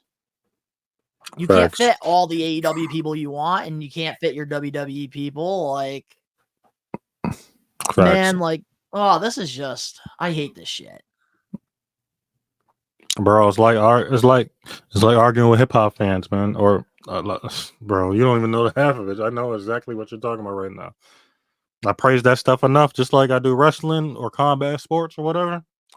And people just say some dumb stuff. I'm like this. I just get tired of it. I'm like, man, I done wasted enough breath on you mortals as it is. Yeah. But, Ricky, is there anything else you want to talk about before we close off this week's episode? Shout out to the We Are Wrestling fans. Like Donnie said, this Saturday, we will be watching All Out. We need you all to be there. Please. God bless you. If you are an AEW fan and you are watching AEW All Out, Ricky and I will be doing a live watch along tomorrow night. So if you are looking for somebody to watch the show with, we will be watching it. But let us know in the comment section below your thoughts on all the topics that we covered this week here on the podcast.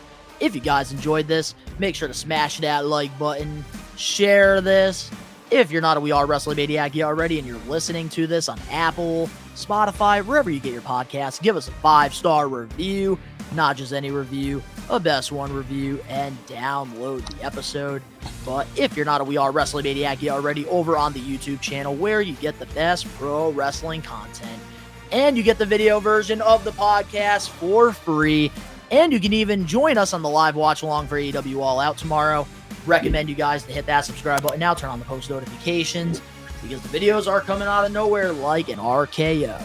The link's down in the description below. You can go follow Ricky and I over on our social medias. And if you want to go check out my toy channel at Best One Donnie, you can go check that out. All the links down below. And of course, to all the We Are Wrestling Maniacs out there worldwide, we are taking over. Peace.